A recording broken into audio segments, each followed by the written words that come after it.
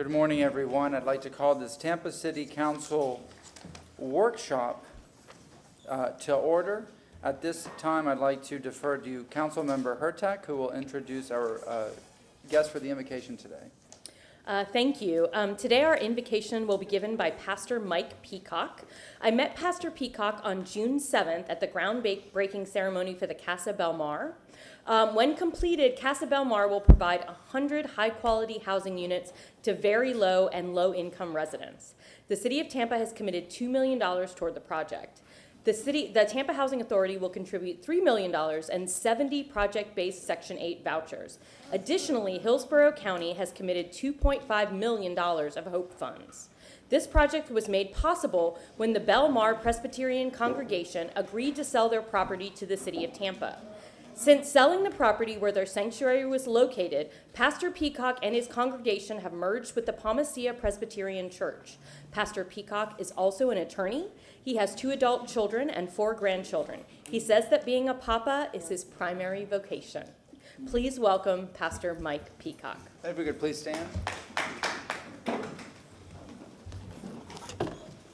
Thank you. Let us pray. Dear God, we have many images of you, and you are known to us by many names. Father, Abba, Allah, Brahman, Elohim, Adonai, Mother, and Friend. We come before you this day to begin with thanks for the many blessings in all of our lives. We ask your blessing upon this body. We ask your blessing upon those who govern here and those who come here to be heard and those who come as witnesses to what occurs here. We pray that the work done in this place serve the needs and desires of the members of the community this body serves. We pray that those who lead do so with wisdom, sensitivity, compassion, and care. Keep us all safe, we pray. Give us all vision, commitment, and love of neighbor. Bless us all, God, and inspire us to both love and act for others. Amen. Amen. I pledge allegiance to the Flag of the United States of America and to the republic for which it stands, one nation, under God, indivisible, with liberty and justice for all. And one more thing, a special prayer and extended condolences to Councilmember Carlson and his family at this time. And roll call, please. Carlson? Here. Hurtak? Here. Glendon? Here. Henderson? Present. Vieira? Here. Miranda? Here. Miniscalco? Here. We have a physical quorum. All right, before we go to general public comment for items that are not on the agenda, I'd just like to go over this agenda because we have quite a few continuances. The first item, there's a request from Councilmember Carlson to continue item number 3 to August 31st, 2023. So moved. We have a motion from Councilmember Carlson, second from Councilmember Hurtak. All in favor? Aye. All right. Next item is going to be a request from Councilmember Vieira, requesting item number 4 to be continued to the July 13th, 2023 agenda. Second. Is that okay? Yes. Councilmember Vieira with the motion, second from Councilmember Miranda. All in favor? Aye. Any opposed? Next up, we have a memo from Gene Duncan, our Administrator of Infrastructure and Mobility, requesting that this item be continued to March 28th, 2024. Can I get a motion So to moved. continue? So second. Motion from Councilmember Carlson, second from Councilmember Vieira. All in favor? Aye. All right. Going over to item number 12. We have a request from Abby Feely, Deputy Administrator of Development and Growth Management, that we continue this item number 12, to August 31st, 2023. So moved. We have a motion from Councilmember Clendenin, second from Councilmember Miranda. All in favor? Aye. Any opposed? Next, we have a request also from Abby Feely for item number 13 to continue this item to August 31st, 2023. So moved. We have a motion from Councilmember Miranda, second from Councilmember Clendenin. All in favor? Aye. And finally, another request from Abby Feely for item number 14, that it be continued to September 28th, 2023. So moved. We have a motion from Councilmember Clendenin, second from Councilmember Miranda. All in favor? Aye. Yeah, that's it for the meeting. So, no, I'm kidding. Mr. Chairman, Can we get a motion to approve the agenda and the addendum? Mr. Chairman. Yes. Second. We don't really need it, but, Well, actually, no, that's fine. Why don't you do that? That's Okay. fine, and I'll just, when you're done, please. all right, motion from Councilmember Vieira, second from Councilmember Miranda, all in favor? Aye. Mr. Shelby? I'm just going to direct council's attention on their calendar, on your calendar, to August 31st. That's a workshop session. And there were 11 items, you've added 3. So to that date, I just ask council just to remain conscious that when you make these requests, you do consult council's calendar, and perhaps there are ways we can consolidate or look at how we're going to handle the 31st as we move down the road. But again, council, when you do make your motions, please just do remain mindful of where they fit on your schedule. Thank you. Thank you very much. All right, we will go to general public comment. This is on anything that is not on the agenda, because after the workshops, you'll have the opportunity to speak. So general public comment, please come up, state your name, you'll have 3 minutes. Hi, thanks for having me this morning. My name is Allison Kahn. My address is 6220 South Jones Road. I am here this morning to present an issue that we've had with the City of Tampa on some permitting plans for our yard, and I'm just coming to seek your assistance in handling this in a way that will help our neighbors alleviate their rainwater issues, but also do it in a way that's affordable for us. So it's been quite of a traumatic saga over this last year. Long story short, we sent in plans last January. Mr. Franklin Jimenez sent back the plans with a few changes we need to make. Those changes were made. We sent those back in. The plans were approved. The project was pretty much nearly completed. The landscaping was the only item left to be installed. At that time, Mr. Jimenez informed our general contractor and architect that we needed to put a drain in because apparently there was a water issue around our property that we were not aware of. And he said in order for this project to be finished, we needed to put in a drain. We have been working with Andre Mesa and Kathy and Dave Jennings and met with Al Barrera on site. I've met with irrigations, gutter companies, all kinds of people over the last year to try to resolve this and come up with a solution. We finally met on site with Andre Mesa. He and our architect came up with a plan that they felt would work to help alleviate the issues of our neighbor, who is the retention pond of our community, but also happens to be directly behind us. We just received estimates back on this drain, and it is going to cost upwards of $8,000. My husband and I are very upset with this information because had we known about the large amount and costs needed to do this, we would have definitely postponed our plans or just altered them all together. We had already made several changes to stay within a budget. We have 3 young boys. This project started when he was 4 months old, 2 years old, and 4 years old, and the whole idea was screening our yard in to protect them from the vicious mosquitoes that we have here in Ballast Point. And they just couldn't go outside without being eaten. So anyways, that was the whole idea. So we were very conscious about what we were spending, knowing there was going to be essentially an expensive play place.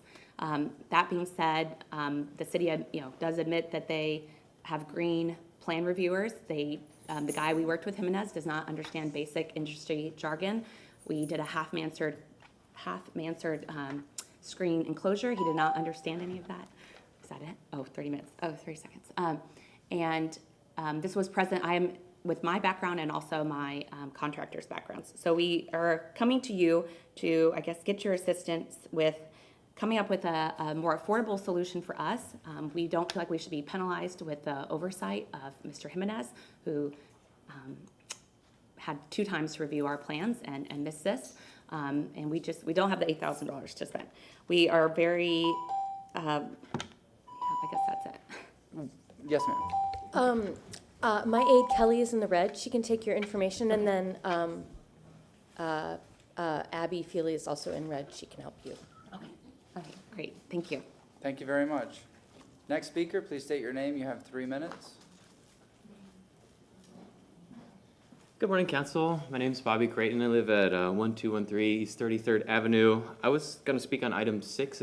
Can I do that now so I can run to work? Well, you'll have an opportunity to speak then if you want to, hear what everything is about regarding the Good Neighbor Notice, or speak now. Can I go now so I can go to work? Yeah, no, All right. go ahead. All right. Yes. All right, so I wanted to speak in support of item number 6. I think these are, just since we haven't got to it yet, the Good Neighbor Notice updates. I think the proposed changes are a good thing. They're good for neighborhoods, and I'm thinking of my neighborhood in particular, Ybor Heights. Nebraska Avenue runs through our neighborhood. We know that about 50% of the land use changes that come up are PDs, so expecting that along Nebraska Avenue we would see some PDs, and it would be really helpful for our neighborhood association to just get that heads up when the filing is entered rather than when the hearing is, to give us more time to kind of stay on top of changes and prepare. I also like, following off of that, there's a proposed option to have a meeting with the developers, whoever's, entering that land use change when it does occur. I see we have some props. I love that. I think visuals are super important. We live in a society where attention is in short supply. We traffic in attention. We live in and operate in a marketplace of attention. And, if you drive past the lot with a little black and white sign with some scribble marker on it, it doesn't grab you. You're not compelled to stop and observe, but if you go by something that looks like that, it's going to catch your eye. You're going to take notice. You might even drive around the block to see it, check it out again.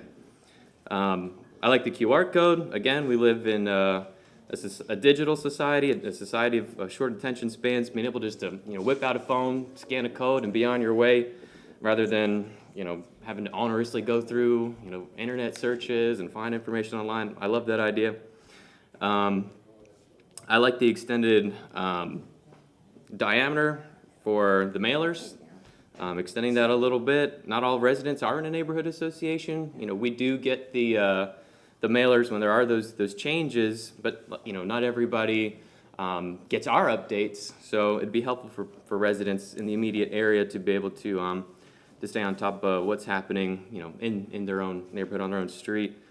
So for those reasons, I'm in favor of the proposed changes, and that's my time. Thank you so much. Thank you very much, sir. Have a good day. Yes, ma'am. Please state your name. You have 3 minutes. Hi, Maida Martinez. I live at 3507 North 10th Street, and I'm with Ybor Heights Neighborhood Association and Watch Group. I'm the current president right now. I'm here to talk about agenda item number 6. Bobby's my ride, so I gotta give my public comment now too. Pretty much everything that Bobby just said, I agree with. But I really wanted to talk about how the general theme that you hear time and time again every week here is that residents are concerned about changes that are going on in their community and they're not being alerted. So the general theme here is that approving these proposed changes for the Good Neighbor Notice is going to be able to allow the residents to have a say in the decision-making process. I always preach we need a community benefit agreement. I know we have one, but we need something that's going to be more inclusive for everything. The Good Neighbor Notice is a part of that.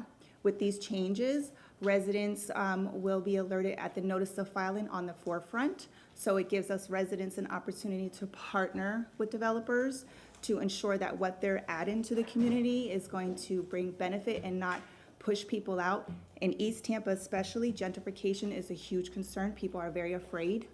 And most of the time, people just want to know. They want to know ahead of time what is going on. We want to be able to partner with the developers to just make sure that it's a win-win. We know that we need to have mixed housing in the area, and we know that we can't stop development. We just want to make sure that it is something that's going to be a win-win for all of us. And this Good Neighbor Notice, the changes that are going to be proposed today, is just one step forward in that direction and bridging that gap. Because right now, people feel left out. They don't feel heard. They come here after something has been approved, and they talk about a wide range of things, how properties aren't being maintained, how a parking lot is not being managed right. And the general theme, again, is people want to be heard. And this Good Neighbor Notice is one step forward in that and giving us an opportunity to have a say before they come here and ask for approval, because often it's too late. It's too late for what we're talking about to be addressed and changed. So I hope that you consider approving the changes today. Thank you. Thank you very much. Yes, ma'am. Please state your name. You have 3 minutes. Good morning, Connie Burton. Last week, council meeting and the celebration that I thought would happen, since it was in the realm of Juneteenth, was quite disappointing. it would have been good to have seen that you all understood, based on the resolution that you signed in 2020, that would have been a wonderful opportunity for checks and balances. Checks to see that this council and this city is moving to reduce harm that you might not have caused, but has been caused against the African community. The prolonged injustice as it relates to economic development and a whole range of things, from redlining to now what is gentrification. And so last week's meeting, a barrage of things did happen, but it was not toward the celebration other than the symbolism that occurred the next day in the raising of the flag. Very disappointing. So when you're talking about item number 3, 5, and 11, I hope you can include how the budget, proposed budget is going to reflect how you're going to reduce that harm, how you're going to bring yourself into compliance and taking care of those neighborhoods and individuals in those neighborhoods that have not had the privilege of the benefit of economic development in our community. We have the tale of two great cities, one great and one that's languishing in poverty. So when you're doing your scorecard presentation this morning, and if it's inclusive of East Tampa, it can't be a A, B, C. It would have to range around D because you've had enough time to look at it. Also disappointed in last week's council meeting was that I can feel the building of a no confidence vote around the fire chief.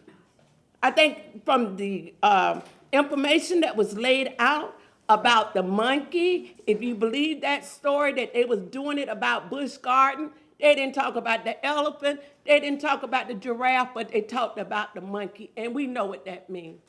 The monkey hanging by a rope, we know what that means. We would hope that this council would not fall into prey in aligning itself with the union. We have had about 3 or 4 African Americans fire chiefs. All of them has had to leave running from this city. And we're hoping that that this chief don't get fed up with the foolishness and the lack of support and end up tendering her resignation. I think it's awful that you would have adults that would be involved in those type of nasty, racist shenanigans, and then the council or the mayor has not said anything to address it. Thank you very much. Thank you. Yes, sir. Please state your name. You have 3 minutes. Mentez Knott, Tampa, Florida. I want to say Uhuru, and Uhuru means freedom in Swahili, and we as African people should always be thinking about our freedom. When you come to city council, you should be, this is a place, this is government. You should be talking about capitalism, socialism, imperialism, colonialism, stuff like that. African people, we're not at that level as yet, but most definitely we should be talking about reparations. We should be talking about where 26% of this population, we should get 26% of the budget. We should be talking about the most important white man ever lived, ever walked on this planet of Earth. The most important white man ever lived. Do anybody know who that is? King Leopold II. Not Adolf Hitler, not George Washington. The most important white man ever lived, ever walked on this planet Earth, King Leopold II. Now, what did he do? Committed a lot of atrocities against African people. They say between 10 and 20 million dead. The first genocide in the history of this world, committed by who? King Leopold II, King of the Belgians. He was a good man to somebody. Hitler was a good man to somebody. George Washington, John Adams, all those people were good men to somebody. They were good men to their family. The serial killer, John Wayne Gacy, is a good man to somebody. Is this city good to African people? No.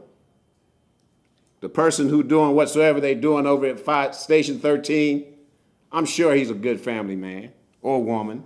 We don't know who's doing it. But the fact of the matter is, if this city, and we've seen for decades in this city, putting African people out of their homes, grandmothers, entire families out of their homes because somebody's sitting on the porch, that they don't even know, or they say somebody committed a crime associated with that address. And this city say, hey, we got a zero tolerance. White people always talk about a zero tolerance when it's African people, unless they're talking about 1020 life. A zero tolerance. But all this stuff going on at Fire Station 13 and no implementation of a zero tolerance. That's what we would like to see. We would like to see this city council send a strong message. Hey, look, like you can do that at home, you can do that with your friends, you can do that wheresoever. You know? A lot of African people use the N word, but they know not to go on the job and do it. They know not to go in the school system and do it because it would get you fired fast. And whosoever, they need to hold that, whosoever's the station chief over there, they need to hold him accountable or her accountable for that. At Fire Station 13, hey, y'all can't keep having African people live under this form of terror. It terrorizes African people, and that's why I say week after week, African people are afraid to come down here, literally afraid. Thank you very much. Yes, sir. Next speaker, please state your name. Good morning. My name is Shagret Dawson. I'm here again because for some reason, something as simple as a public records request can't get filled. And for those who don't know, which shouldn't be any of you all should know, I am a current litigant, but I'm not talking about my litigation. I'm talking about my book. So I'm speaking to all of Tampa and the rest of the world, and hopefully DOJ, because for some reason, for 6 years, I can't get one simple piece of paper that's attached to the criminal report affidavit that you all used to prosecute me for a charge that didn't even exist. But I do need the sworn statement from the individual on this paper that all of you all received last week. I need that document. Because if you didn't have the document, then we know for a fact that the individual officer who happened to be, who's now retired, and his supervisor who's now retired, filed a false charge that could have put me in prison for 5 years. And like has been raised here so often, and I don't normally raise it, it's kind of strange that people who look like me seem to get charges out of nowhere, and some of them don't have the wherewithal to stand on their own the way I did, and I self-represented. Yes, I did disqualify 4 judges that are attached to the 13th Judicial Circuit. Yes, the Florida Supreme Court's Chief Justice, Jose Lombardo, sent the judge in from another circuit, and an hour later, after 7 months of this city's police department prosecuting me, he tossed it out. There was no basis legally for that charge. So I've already paid the police department also for the document. So I don't want to hear about the $10,000 invoice. I want to hear about the money I've already paid you for one piece of paper, maybe 2 or 3. I don't know how long the statement may have been, but that document exists, and you all know it. Plus, you're holding up me writing my book. So with that being said, I'm hoping that I don't have to keep coming up here to ask for the same document that everybody out here knows exists. It shouldn't take this much. Our Constitution, in Article 1, Section 23, and Article 1, Section 24, the Florida Constitution, gives us access to public records and meetings. So let's not pretend we don't know. And you all know that Statute 876 of Section 5 through 10 is how you all got your positions, because you took an oath to uphold the Constitution when you took your office. And we all took an oath. I recited the one I took back in 1985 when I was ready to go into the military, and I took the same oath in 1986. So, that being said, I'm hoping that I don't have to come up here and ask you to give me what you have to give me. And with that being said, shout out to the University of Thomas Jefferson High School, 4401 Cypress Street, class of '86. You all have a great day. Thank you very much. Yes, ma'am. Please state your name. You have 3 minutes. Good morning, Robin Lockett. I am here on several items. In regards to public records, I'm seeing a trend. School board, I've heard it here also. In regards to there being a charge for someone to get public records, for it to be printed or for it to be provided. There has to be a system where this is not a burden for people to get public records, because it's taxpayer money. I see it as taxpayer money, right? For people not to be charged an absorbent amount to get public records as a deterrent. Everything is about strategy. We talk about that neighborhood item number 6 that that's coming up, strategically, when you let people know that there's a zoning or a meeting coming up, you have to put them in a strategic location, right? If you have good intent and you really want people to see it. Strategy in regards to keeping people away or deterring people. No transparency. That's what it seems. And I've heard this time and time again, and that's concerning to me. So in regards to public records, there being an absorbent charge, somebody should take the initiative to try to find out what's this about? How can we prevent this? We've been taxed and charged for everything else in life, but for information to be provided to the citizens shouldn't be a charge. Chief Tripp, that situation really concerns me. Every time Chief Tripp comes here and she stands before you guys, I feel the tension with the union, her, and just this whole atmosphere. In regards to that monkey being hung from a ceiling, don't care when it happened. I'm assuming it happened when she was, while she was there. And it was told to me that it was looked into, but it's wrong. It's wrong. We know what it is, and our perception, so it's looking through our lens, right? Anything dealing with others, you have to take a second to look through their lens. Disrespectful, wrong, racist, everything above. Who's going to protect her and she's doing the right thing? How I see her when she's up here, I see her as a black woman trying to do the right thing, and the good old boy system is standing against her. She's trying to do the right thing. And I thought it was very, very disrespectful that while she was standing up here giving her presentation, she was interrupted 3 times, concerned about how long the union was going to get. That made no sense to me. So we have to do better. We have to do better. And how do you support and protect her? Thank you very much. Next speaker.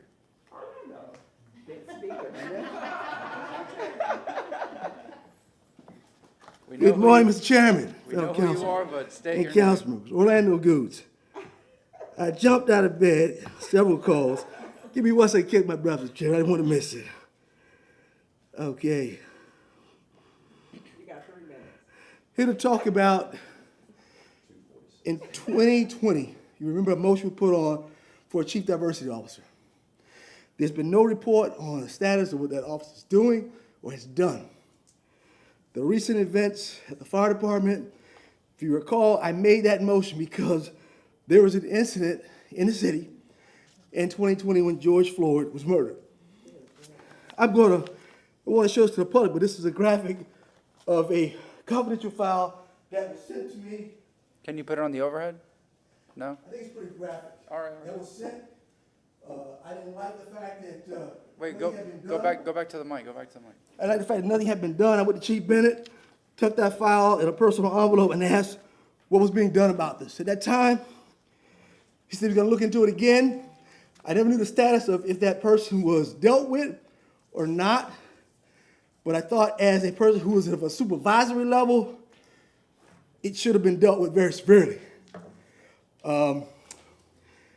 That photo there was sent for a group text to employees in a certain department, and some other folks on the group chat did not like it.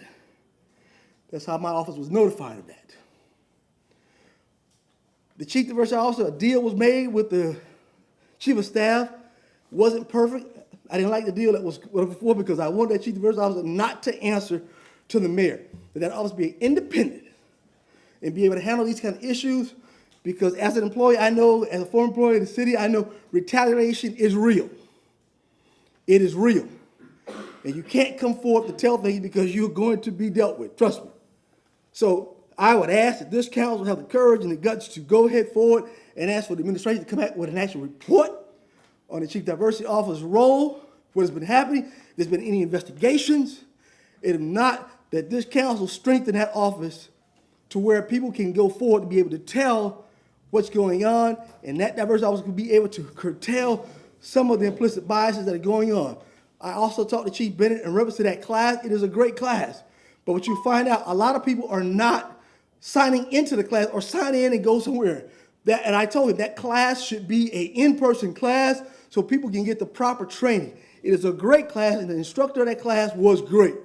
And I commend him for that class. But it needs to be an in-person class to stop out racism in the city in itself, because it's not just one department, it's a lot of departments that has it. So I would ask this council, put their best foot forward and get that done and get more stern on the chief diverse officer and remove from the mayor's auspice for independence. Thank you. Are you talking about the implicit bias training or something separate? The implicit bias training was good. Yeah, of the we chairman. all did it. It was great. I enjoyed it. I was able to get some out of it myself. But the problem you have is people who say it was online, they'll just turn a computer on or blank the screen out. We need to make sure people are in that class, they're being attentive to the class, and being interactive in the class to be able to understand how Hispanics talk with their hands. They're not aggressive, that's just what they talk. How someone can say, well, for example, you have a heavy-set person, have a beautiful face, and they say, oh, she had a beautiful face, but she's fat. Examples that instructor was giving to show how biases can be on people. I enjoyed the class. I just think that class needs to be an in-person class. That way we know who's sitting in the class, and all supervisors and everyone have been assigned and have taken that course. Thank you, Chairman. Thank you very much.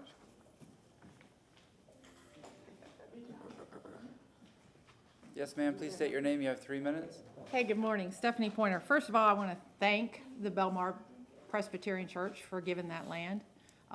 It was brought up in another hearing recently, and that was a voluntary situation where a church that was dying made a decision that was best for the community. And I want to make sure that they know how much the community actually appreciates that, because it was brought up in a negative light.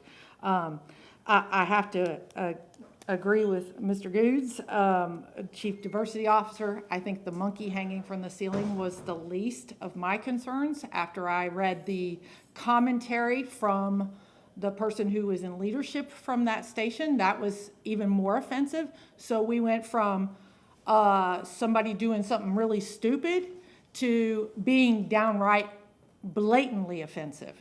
And that is absolutely unacceptable in this day and time. That person should have been suspended immediately. There shouldn't have been any question about it. And if it hasn't been done, then you know what? In the rest of the world, their supervisor would be gone. And their supervisor would be gone, because ultimately the whole entire city is responsible for the statements of those folks. And that person who responded to that, and I don't remember exactly what the statement was, but it was absolutely unacceptable. But when he responded in such a way, he made the city of Tampa liable for the lawsuit that will probably end up coming from this. It is so damaging to our city. And by the city not being responsible and reactive, they are setting us up for lawsuits, which is going to cost the citizens money. And then, of course, yeah, that's about it. I'll see y'all later. Thank you very much. Anybody else in person willing or wishing to speak? If not, we have one person online. Humara, if you're online, please unmute yourself. You have 3 minutes. Yeah, hi, can you hear me? Yes, ma'am, go ahead. Okay, good morning. Today I'm actually going to talk about sidewalks as they relate to Agenda Item 9, Enforcement of City Codes by Neighborhood and Code Enforcement Divisions. I prefer to get around by walking, bicycle, or scooter, so I see a lot of Tampa from the perspective of someone who is not in a car.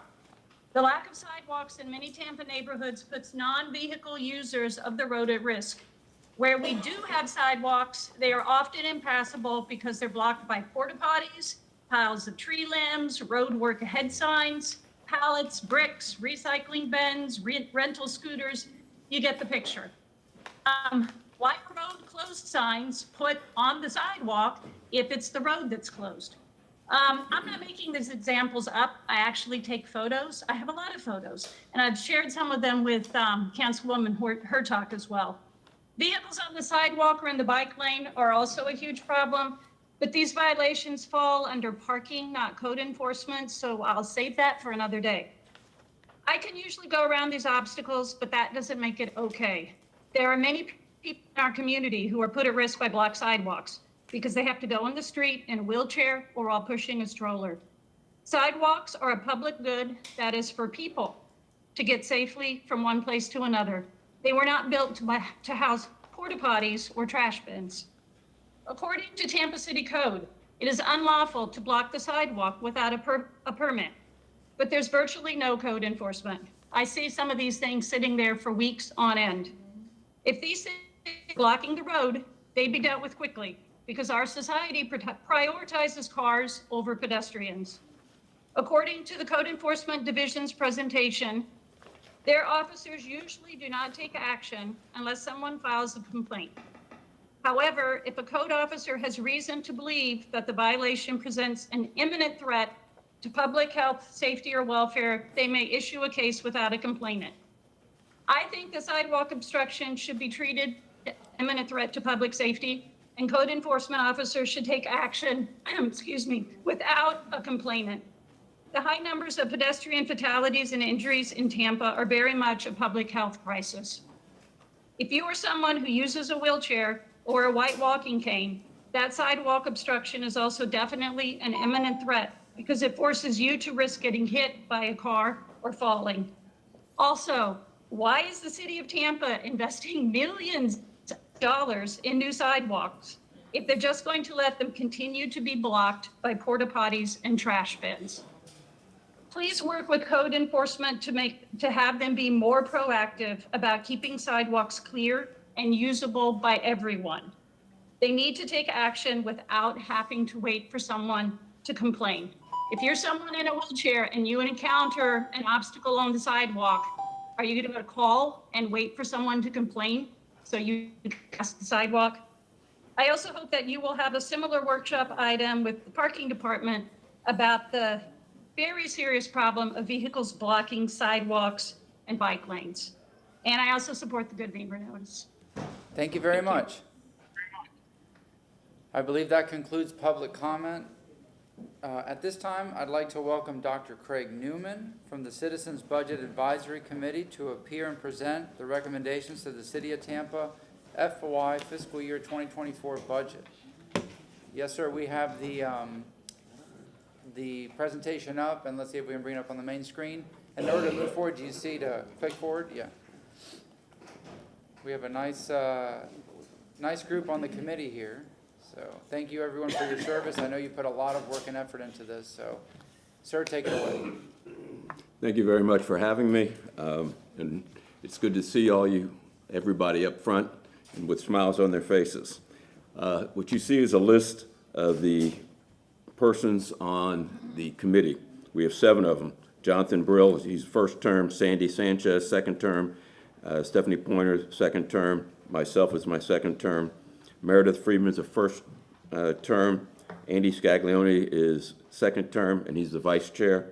And Joe Farrell is second term as well. We meet monthly on the second Friday of every month. And at that time, we meet with different departments, administrators, from the police department, fire department. I could go, let me go through move this again. All right. Am I doing something wrong here?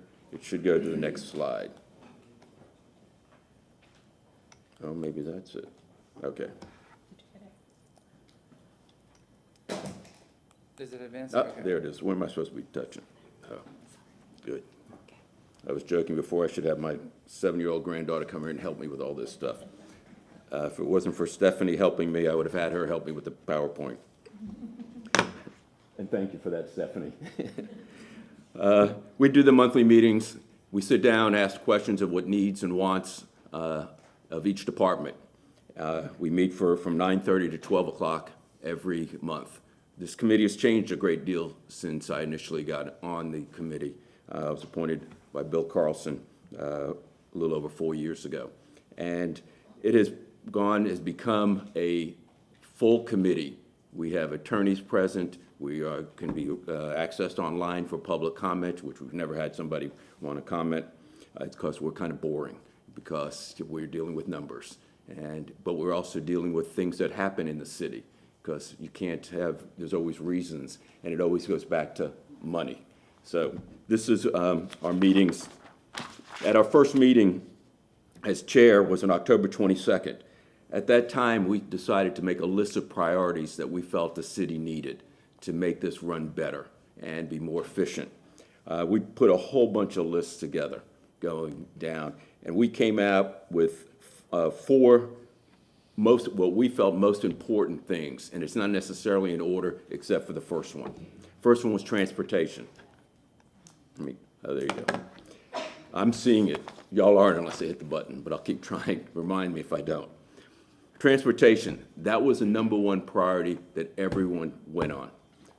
Number two, public safety, parks and rec, affordable obtainable housing, and miscellaneous items. Those are what we decided was the most important needs, and I'm going to go into some detail on those subject matters as in my short presentation. We're going to move on to transportation first. Yep. And I'm not talking about transportation, moving people from point A to point B, buses, light rail. That's something that's changed a great deal when we had the problems that we had with the offer transportation, the tax being overturned, and I'll get into that in a minute. But the number one and most important thing is safety. We can have gorgeous downtown. We can have the Riverwalk. We can go out there, you're looking throughout any areas in the city and you see building being done. The city looks so much different, and I've been here since 1960, and I've watched the changes go on. But if you're having problems, if you're having issues in this city with people can't be safe, it doesn't matter anymore. That's the most important thing.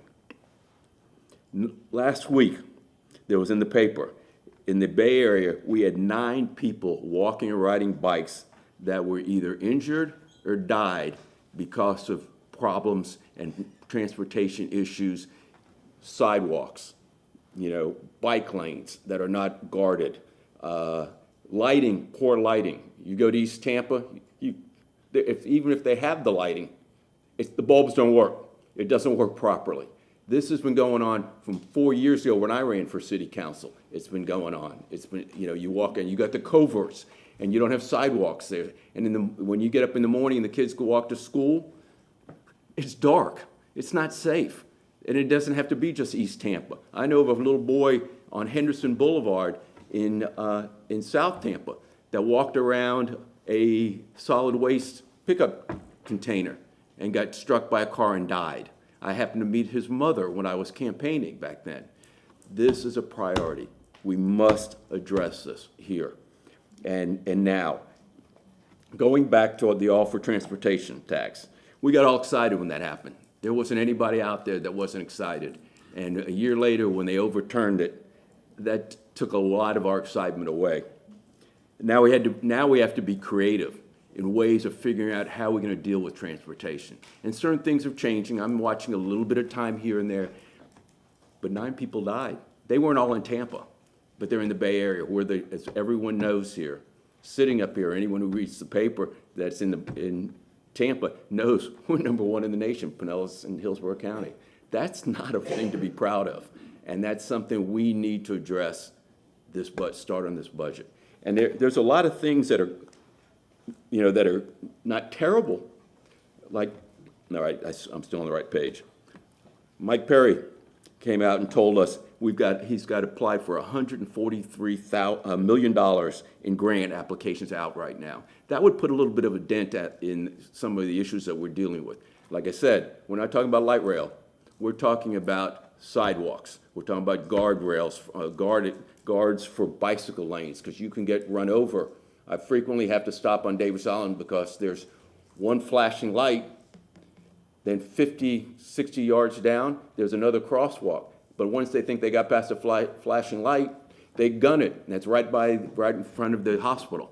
And many times I've almost gotten run over there, where I stop and point at the light, and then they go, oh, okay, we're not the light, the sign, and so they allow me to go. This is a problem, and I've mentioned it a number of times. Putting a half speed bump doesn't slow it down. not just gonna on the car. So I'm like having to be careful. I've gone out on the phone and I've called everybody I can think of. Something's got to be done. That's when they put a little bit of a speed bump. That's not going to stop a car from hitting me. All right. Mass transit study. As most everybody knows by now, or I know y'all do, that's who I'm trying to impress at this point. Everybody understands that there's going to be the FDOT is trying to determine what's going on with HART, and is it a viable company to still represent in Hillsborough County. I can't speak on it. I want to hear what Greg has to say when when his report is done. It's supposed to be, I believe it was a year study. But from my understanding, they had 3 directors in 4 months, or maybe it was 4 directors in 3 months. I'm not sure exactly which it is, but that's concerning no matter what. That's what I remember reading with regarding this. So there's and they were talking about the PST maybe taking over, but we'll look to be seen. That's unfortunate, because I remember even a couple years ago how they're ramping up bus service. Things are going to be better. There's only a 15-minute wait time. We're going to do all this. This is all when we had the offer transportation. And then that goes away, and it's affected the city a great deal. As I've said before, we need sidewalks, curbs, guarded bike lanes, flashing crosswalks, and well-lit streets and additional staff, particularly when it comes to codes. As a woman who called in, I agree with what she was saying a great deal. Next slide. Public safety. I'm going to talk about TPD first. There have been quite a bit of reduction over the years, recent years, in officers. And the concern especially is because the population has continued to grow here in Hillsborough County and in Tampa specifically. And I know they're doing some work with the DROP program now, and it's different than they were doing previously. And usually they waited till they lost the officer and then go looking for more to come in. And now, from my understanding, is what they're doing is when an officer just goes into the DROP program file, or whatever you want to call it, they will go and start bringing in officers at that time. So as he's fading out, the new officers come in, which is a good program, so we're prepared, because we are down because mostly from retirement of these officers. The fleet is also a very big concern, because we've got to figure out whether we want to buy new vehicles, or do we want to continue to keep these vehicles that we have on the road and keep repairing them. The cost has become astronomical for them to keep repairing. There was a replacement program, that every 7 years they were going to replace the vehicles, and that's happened once. And that's unfortunate, but these vehicles are very costly, and that's with TPD. And now, I'm going to move on to the fire and rescue. I've listened last week on the 15th, the city council meeting from start to finish, and I heard Chief Tripp up here, as well as the group from Fitch and Associates, the consultants they use to evaluate the Tampa's police fire department. And so I don't think I have to go over all the details that went on there, because there was a lot of details that went through this. But what I am going to say is that it was good to see that the Fitch and Associates felt that we had done a pretty decent job in laying out the stations in Hillsborough or in Tampa. They thought it was a good idea, the way it was done. I'm not in that line of work, so I couldn't say. I have to go by what the analysis that the city had done. And it was determined that with their good stations lined up properly, they were hoping that they were going to be able to lower the response time. And according to what Fitch and Associates said, they said between that and changing the way the hour structure is very important. So they're not working 24 hours. The firefighters and fire rescue, they're working different hours, which would make it more suitable. From dropping it down to 15 hours and change the schedule would make it much easier and better for the city in response times. They also said, which I'm not I'm only going by what they said, is that we may not need to have 2 new stations in the city of Tampa. They said because they felt that we could possibly, with the changes they make it functioning better with more efficiency. Possibly, took from that, they may say, when they said they don't need it, it may be one of them they may need and maybe not 2. Who told you that? This was it's on the, I'm assuming based on that. But I know that he said that that stations, he didn't feel that they needed new stations. We just need to change the timing and get the time down. And what was the second way to improve the department? Oh, those other internal improvements that we're making inside and staff. I'm regurgitating what I heard, and that's all I can go for at this point. Sure. But here's the good part is what the chief came back with. Over the last 2 years, they've gotten some significant grants, and according to what she also stated, they will have new engines have been ordered, other fire vehicles, technology is being upgraded, the stations are being spruced up, and she showed how the police and fire department are working together to have a training facility. They're looking for parking and for the fleet, for both, I assume there was for the fire and police department. But it's good to see that they're utilizing grants, and we see that all throughout all the departments talking about the grants that are being done, which I think is a positive for the city. These are just different ways of making up for the loss of funds that we have had for, let's say, the all-for transportation tax and other changes. Code enforcement. Additional staff is needed. This woman who called in, that's the reason. We can't get people out there. I live in the Soho community, and the people park where it's not parked, no parking from here to the corner. You got vehicles there. I live on a corner. I watch every day when I get up to see if someone got a ticket for doing that. They're not out there. 2 years ago, they were. They're not out there any longer, and it needs to be done to help during business hours and also after business hours.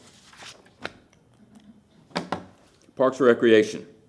Currently, the summer camps are $80 for the entire summer. That's what we charge the public. This should be based on income and not on just a blanket fee.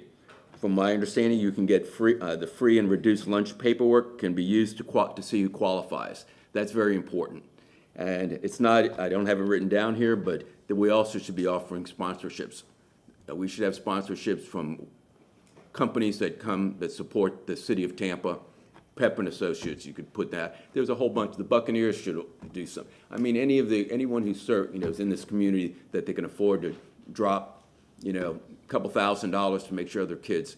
I used to go to these camps when I was a kid back in 1960. It was at Hillsborough State Park, and it was wonderful. Dropped off, you get in the canoes, you ride around, you learn about what to stay away from poison ivy. You walk around there. It's a wonderful program. And obviously, I don't know what it's like currently, but it was a great program, and I think it should be pushed. And I also think what we should be doing is hiring more youth to start training them to work so they can have a job, something that's good, and have during the summer, maybe after school in the rec centers. Just my thought, and the thought of my committee. After school care summer programs, we need to look at those fees. Costs should be tied to CPI for the small rate increases annually in order to maintain the level of service. Parks and Recreation deals with increase in labor, materials, services, and yet we don't do any increase in our fees. And we should, because there are fees between the parks and recs, the recreation, that people can well afford to live there and well afford to put their children in there. And we've been told through discussion, oh yeah, it's dirt cheap.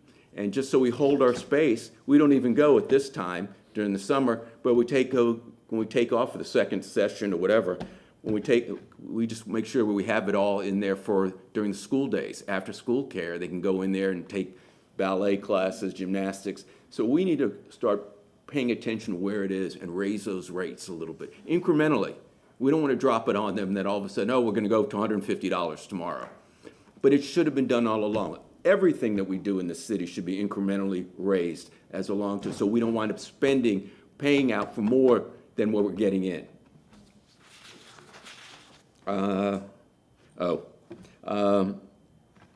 We also need, in the 2024 budget, we need to there also needs to upgrade the athletic fields, small parks, electrical upgrades, and fleet. There's 124 vehicles that are over 15 years old in the Parks and Recs department. That's a big number. And also we need to continue to work with ADA improvements. And that's one of the things that we have. And it's terrific that they have that new park that Louis brought forth was wonderful. And then more needs to continue to be worked on that, because there's, unfortunately, autism is here. It's not going away. And there have it, whether you're in East Tampa, West Tampa, South Tampa, and New Tampa. Every place has children that need help with this, and parents need a break. And it's, when it comes to it, to have a way of working with these children and seeing them thrive in another area. Next, affordable housing. Tampa's inflation rate is 2% higher than the national average, and it's all due to housing costs. I recall the mayor had a goal for 10,000 homes by 2024. Thus far, we have 5,000 affordable homes. But there's some positive things happening here in the city, which is going to help. Granted, Stephanie took some of my thunder away when she mentioned about Casa Belmar. That collaboration with Tampa City Housing Authority, the City of Tampa developers, Hillsborough County, private developers and financiers is a great way for us. It's a starting point. If we can have more and more, that puts out 100 homes, or 100 homes or apartments that'll be available for affordable housing.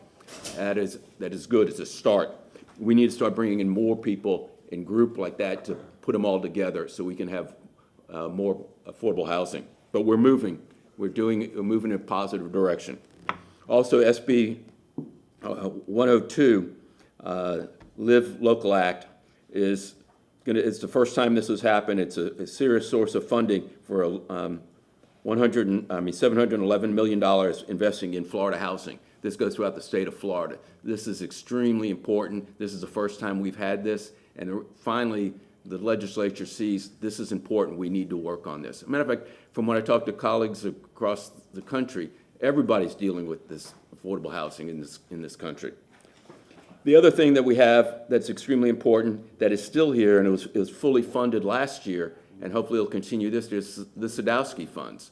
That is something that for 25 years has been swept for legislative needs in Tallahassee. It's unbelievable. And that is so important because it helps with people get down payments to start houses. It helps with people who with disabilities that need railings to get into their houses, and sidewalks that need to be done and they're configured. This is extremely important, and that's a positive thing. So hopefully we're moving in the right direction for when it comes to affordable housing. Rates and fees. Inflation rate is slowing, but just to prove my point, but Tampa is still higher than other areas. I just want to pound that in there a little bit because we need to get things, under wraps, and hopefully things will change in Tampa. And are having some prices are dropping to some degree because of they're looking at the mortgage rates have dropped.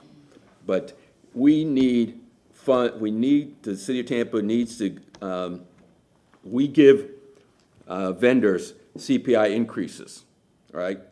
But the city doesn't have to build to increase and tied to the CPI.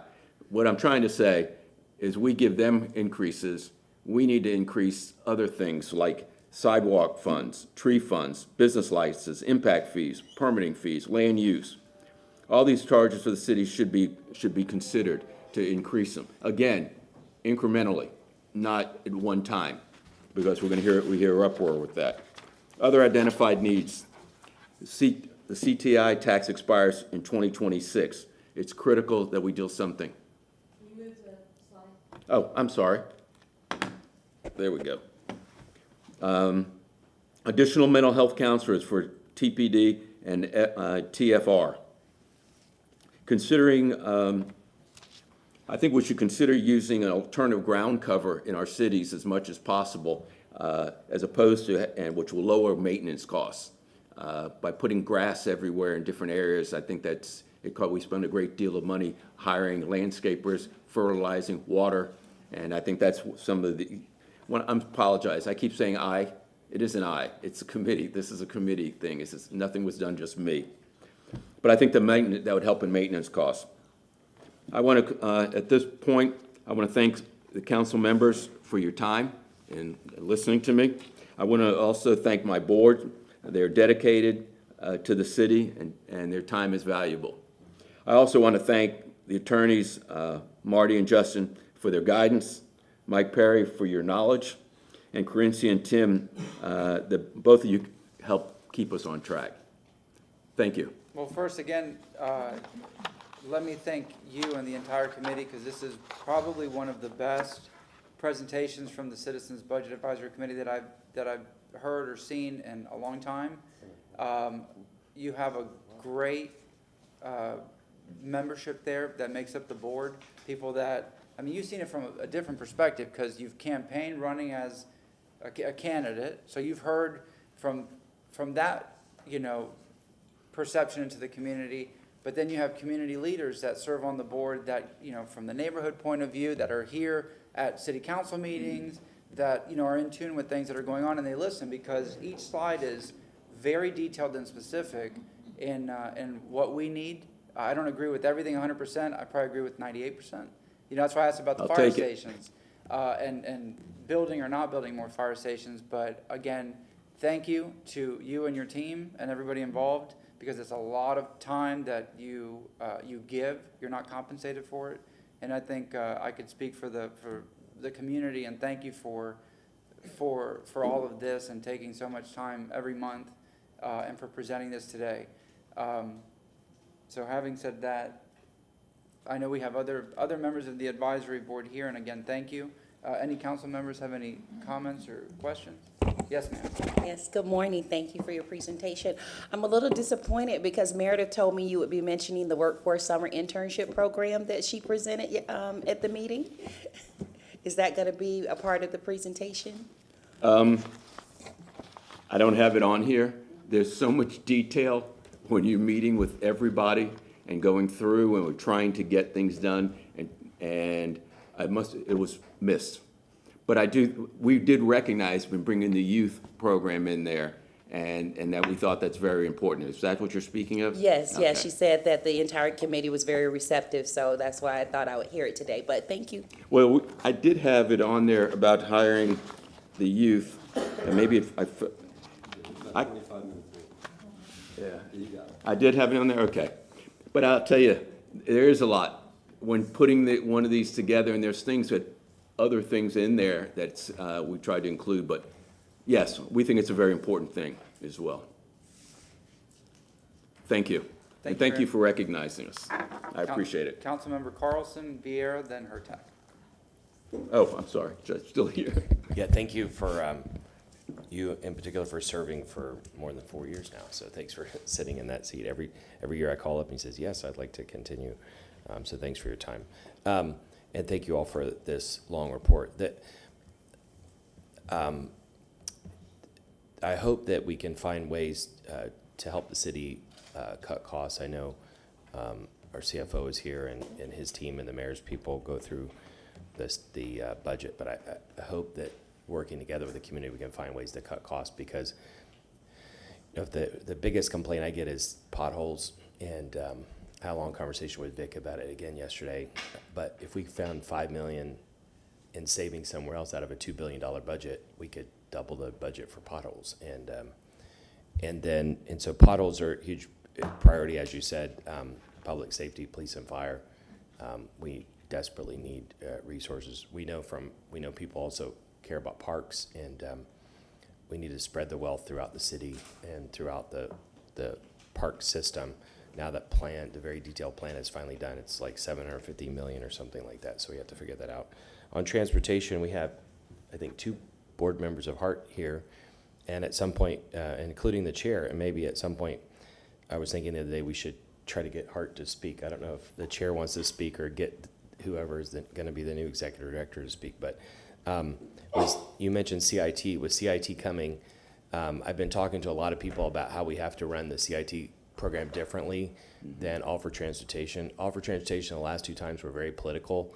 The people involved were in a very narrowly defined group that did not build a broad coalition, and the opposition to it was not just because it was a new tax, but for political reasons. And we've got to get rid of the political reasons to fight these things. If CIT, as Councilmember Miranda always says, if CIT does not go through, we're in big trouble in a lot of ways. Our schools will suffer, police and fire will suffer, others.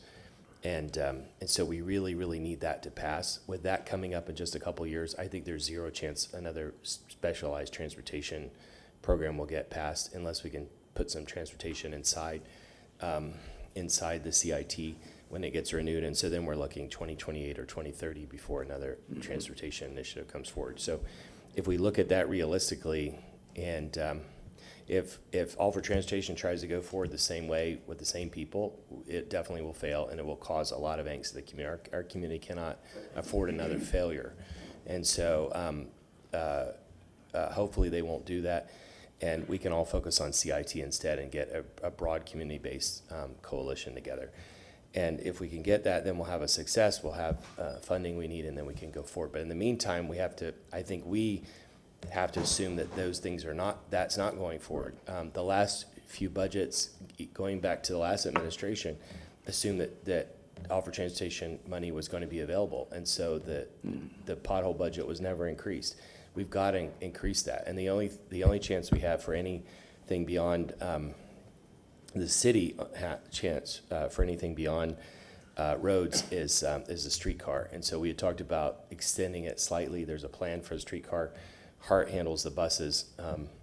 And so I think we need to, as a CRA board and as a city council, focus on that as well. But anybody watching who has more ideas and priorities, please send them to us. Thank you.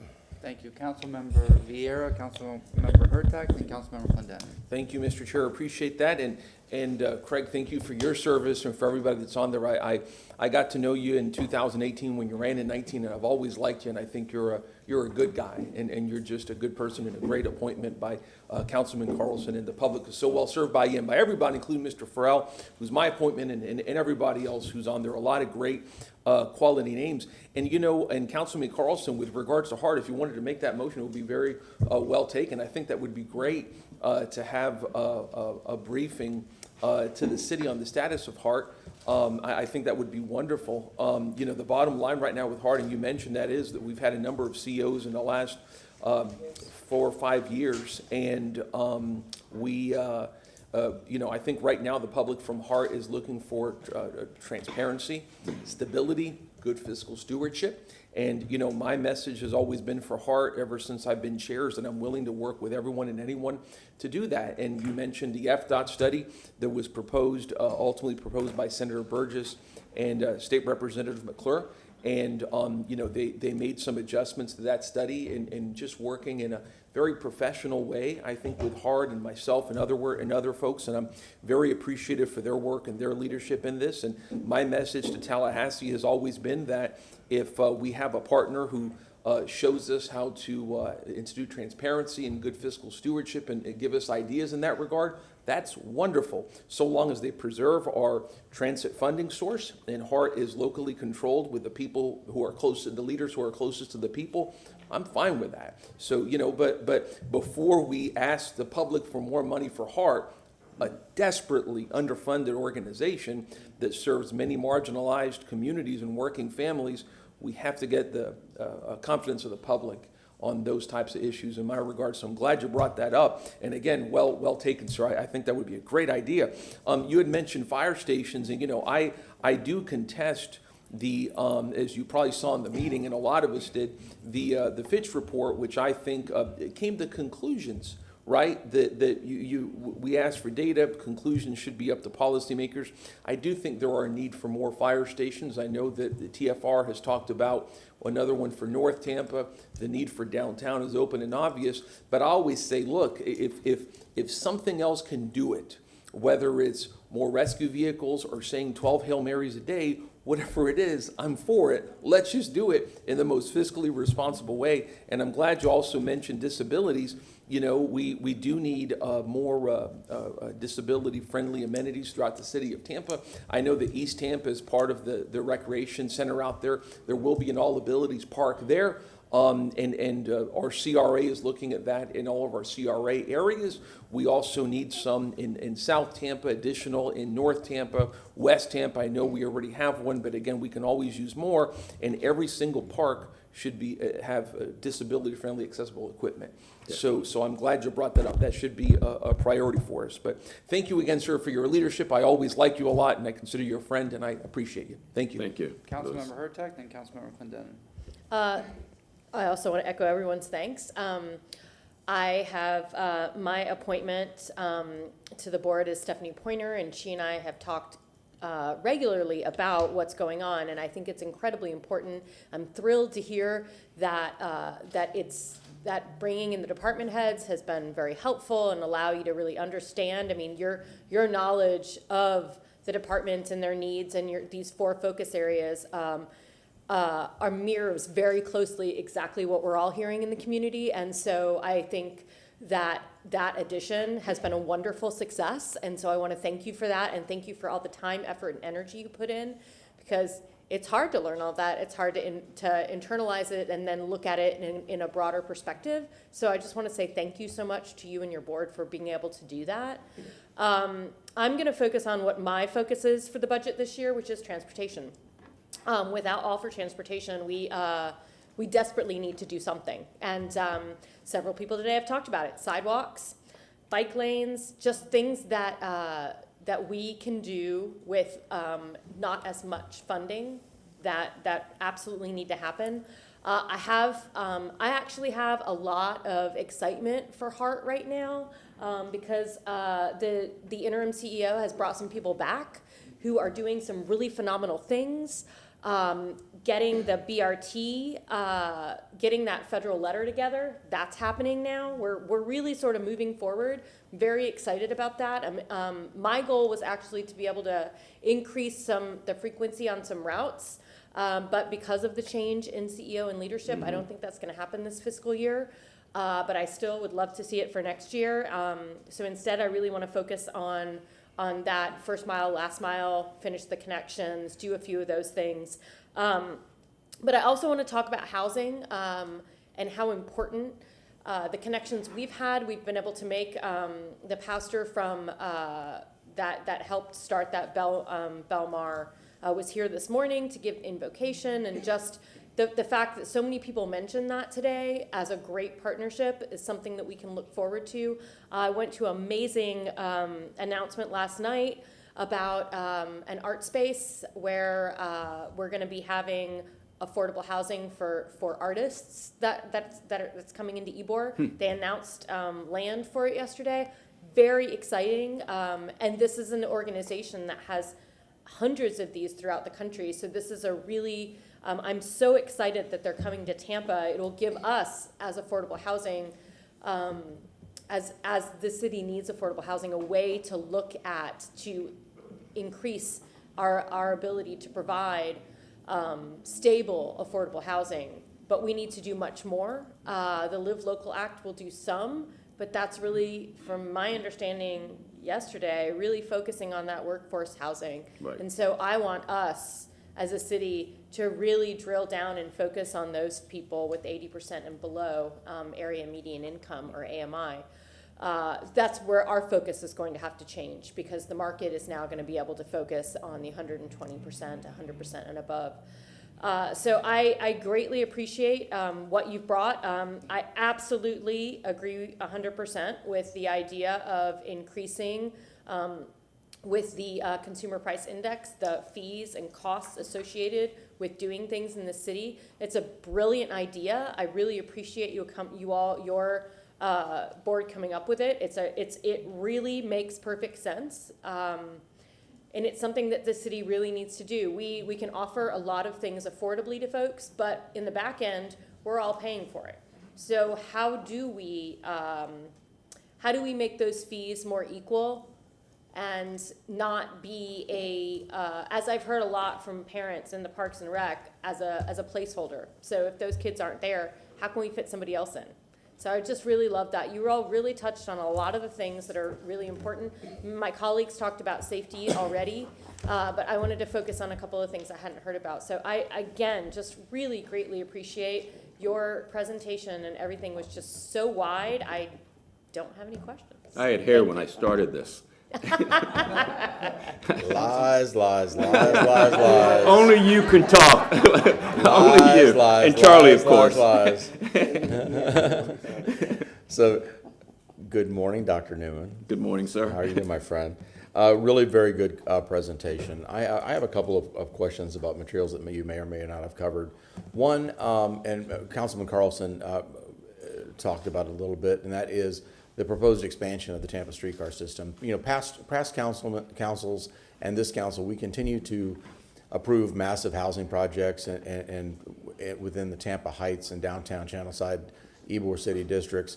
And we've turned downtown over the last decade into this dynamic work, live, play area. Yet we haven't really been able to connect people with transportation to these different areas that we've got one segment of this streetcar system. I know there's matching funds out there for the streetcar, because you've talked about matching funds for other parts, but also there's out street fund. Did you guys look at the matching funds at streetcar and where there may be potential opportunities for us to come up with the revenue to be able to build out the streetcar, to be able to, one of the other problems we're having, every project we approve, almost every project we approve, we reduce parking minimums. Almost every single one. So if we continue to reduce parking minimums, yet we're not providing transportation to people, what are we going to do? So did you guys look at that?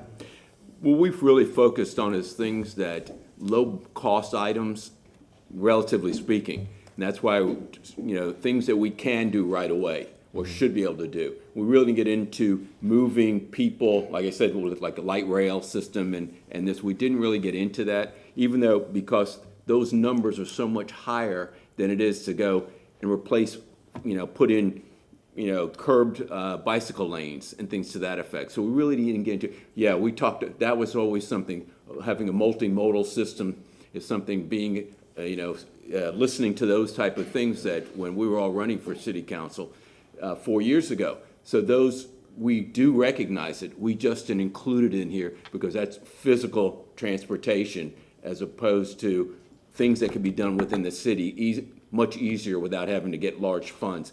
But you brought it, it has been a concern. But these are things that, don't forget, we haven't seen a budget. No one's seen a budget yet. We have till August. So this is part, it's pretty in-depth, but it's still part of it. And thank goodness we have Mike.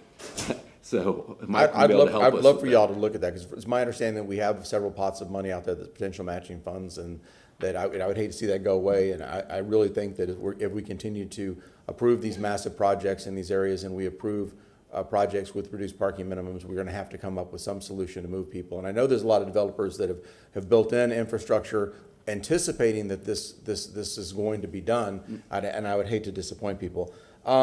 A couple of other things. Everybody that's ridden on a road in Tampa or tried to walk on either a sidewalk that exists and is in poor condition or a sidewalk that doesn't exist and they're dodging and weaving drainage ditches or traffic knows that we have serious problems with infrastructure, yet we don't have an ability to pay for it.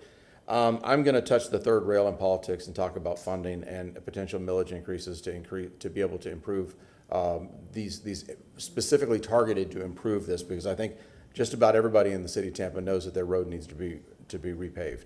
And yet, again, there's no, we're on a 97-year year frequency to repave roads or something like that, once every 97 years.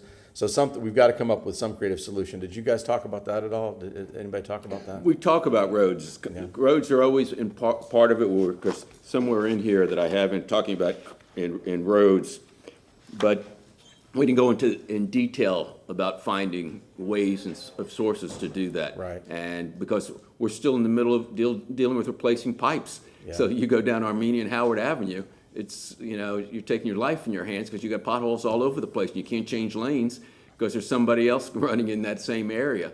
But you're talking about those areas, when they do all the pipes, we'll see what's left. Because they have to pave it, they're going to replace the pipes, then they're going to do. That was one of the talking points. Yeah, I mean, and that definitely affects a lot of arterial roads, but I mean, even just the plain small residential streets. Oh, yeah. I mean, they're in really bad shape, and we've got to do something about it. And Councilman Vera, I appreciate the fact that you talked about fire stations, but I also appreciate the fact that you did the segue that there may be other creative ways of doing this. So if we look at points of delivery for service, like what is the real needs? Is it EMS? Is it paramedics?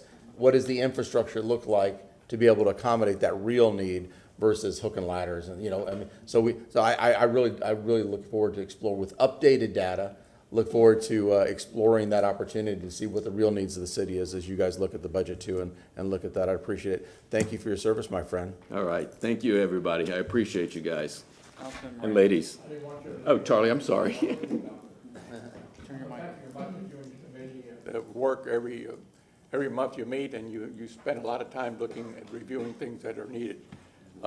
You hit on some things that are very important. You hit on that green environment stuff, which is very important. Mm-hmm. And it's not what you plant or how you plant it, but what you really need to plant. In other words, instead of palm trees, leave that go to West Palm Beach. Let us have oak trees so we can have a better quality of air and less chance of having water runoff. You talked about transportation, and I can remember being only a young guy 100 years ago, and remember why people rode transportation. It came to a very simple thing. First of all, they worked where they lived, and they lived where they worked. Mm-hmm. You walked to work, you took a little sandwich bag, and you went to your cigar factory, or you went to one of the 3 can companies, American, Continental, and Reynolds, and you had 3 shifts, so you lived around where you worked. Right. So most in the cigar factories walked to work. I can only tell you about my neighborhood on the first 7 or 8 years on Sanchez Street. Maybe the whole street, 1 block long, had maybe 3 cars. They were inexpensive, but expensive to the time in history about your salary. I think a car, you could buy a new car in the 50s for 51 or 52 for about $1,800. That sounds great, but let me tell you what it did not have. It didn't have power brakes. It didn't have power steering. It didn't have air conditioning. It didn't have electric windows. And it hardly went over 100,000 miles. So those are the things that were on the negative side. On the positive side, you had buses that would run from the city transit system that took care of your needs in a pretty good way. Then came the new invention called buses. From who? From General Motors. And they said, the streetcars got to go. It's old stuff. You got to move better in buses. I just said that the city had a pretty good bus system. In the mid-50s, they took out what? The streetcars. Mm-hmm. In the early 60s, they took out what? The rail. If we just had the rail that we had then, I don't think you have much of a traffic problem. You have transportation, but maybe not what we need 100%, but it would be at least 500% better than what we have now. You had streetcars all the way to Ballast Point. You had streetcars over at Limebaugh, Florida. You had them in Hyde Park. You had them in East Tampa. You had them in West Tampa. You had them everywhere. And it worked. But it worked so well that it wasn't keeping up with a new system called buses. And that's how the demise came. Mm-hmm. So how do we get people to ride back the buses? A lot of areas in the city, especially on Water Street, that area, that beautiful area, there's no need sometimes to have a car. So you can either walk where you want to go because you have everything around you. Or if you want to go somewhere, you can catch an Uber or a Lyft or something to that nature. But you have to think of all of them. And transportation is always a minus. You never make any money. You're lucky if you try to break even sometimes. Most of the time you can't. And we understand that. So somewhere and somehow, we have got to understand how you mix that transportation system where the areas that you need them the most are serviced first. And I still believe that that streetcar should be all the way a loop as originally was planned back in the Dick Greco years as mayor, around where to Palm Avenue, heading up Florida, all the way around, to have a loop where at least you can have more and more people using it. The streetcar was put back by the Greco administration, I think it was about $11 million. And it was done with the idea that if we built it, they will come. And I'm not talking about people, I'm talking about buildings to service a streetcar. So it had a miserable record for a while. It had a great record when it started, but there was no density around it. So therefore, that happiness and Merry Christmas, how are you, started to fall down. And when those things started to come about, all of a sudden buildings started to come up. People started to move in. And we've had an explosion, and thank God to that, because downtown wasn't dying, it was dead. Yeah. You had the Strands and the jail, that was it. So when you look at those things, it's incumbent upon all of us to make sure that we do something on the green side. And when you mention green, I don't know if we could pass an ordinance where if you built a new house or you have affordable housing, that somehow we can work on you on your upswing, instead of raising the millage, on your upswing, to have a certain amount given back to say if you're going to build something, you got to have something to help nature. We're killing ourselves. Let's face it. There's more diseases, new diseases coming up that they can't keep up with them. And I believe all that's nature. So if we had at least a solar comparable with a system, let's say that your taxes are $1,500 or $2,000 a year. And now because of the inflation, everything costs going up and your value going up, now you're going to pay $2,500 a year. Possibly, if it's possible, legally possible, that we give you a rebate on something that it's instead of $500 cost, it costs $250. But that $250 goes to pay for your solar. And these are the things that are needed. You cannot think about yesterday. You cannot think about what happened. You got to think about how do I make a new idea to make the system work. Yep. And what I'm saying is we have had it, we demised it, we got rid of it, and now we have to reinvent the wheel that we already had. And that's a very difficult thing to do because now you have buildings that weren't there before. You have streets that you can't drive on because now you have cars all over the place. And the city is gone and it continued to grow. The area, for whatever reason, the people in New York and in the New England states and Michigan area have found this to be a mecca. Well, it is. But it's got to be a mecca that's got to be understood, and we have to upgrade ourselves to keep on what's going on. But these are the things that your committee did an excellent job, and I appreciate everything you said. Thank you very much, Doctor. Thank you very much, sir, again. And I'd like to acknowledge my appointee, Sandy Sanchez, who's here with us in the audience. She's a newer member, and I appreciate all that she does in the community as a whole, because it goes beyond this board. Stephanie Pointer as well, yourself. You know, I think it's one of the best groups that we have. I agree. I agree. They are terrific. They really are. Thank you very much. Great members. Thank you. Yes, ma'am. Yes, I just wanted to say when we're all talking about transportation, that I would love it if Councilman Carlson in his motion about HART also mentions that, because HART does have a plan that doesn't have to do with that bus rapid transit system and including some of the rubber wheel streetcars. So I would, if you don't mind adding that when you make that motion, I would, so we can find out more. Yep. Thank you. Thank you very much. Thank you, sir. Thank you. Y'all have a good day. Councilman Carlson. On ceremonial? Well, she's a board member. Okay.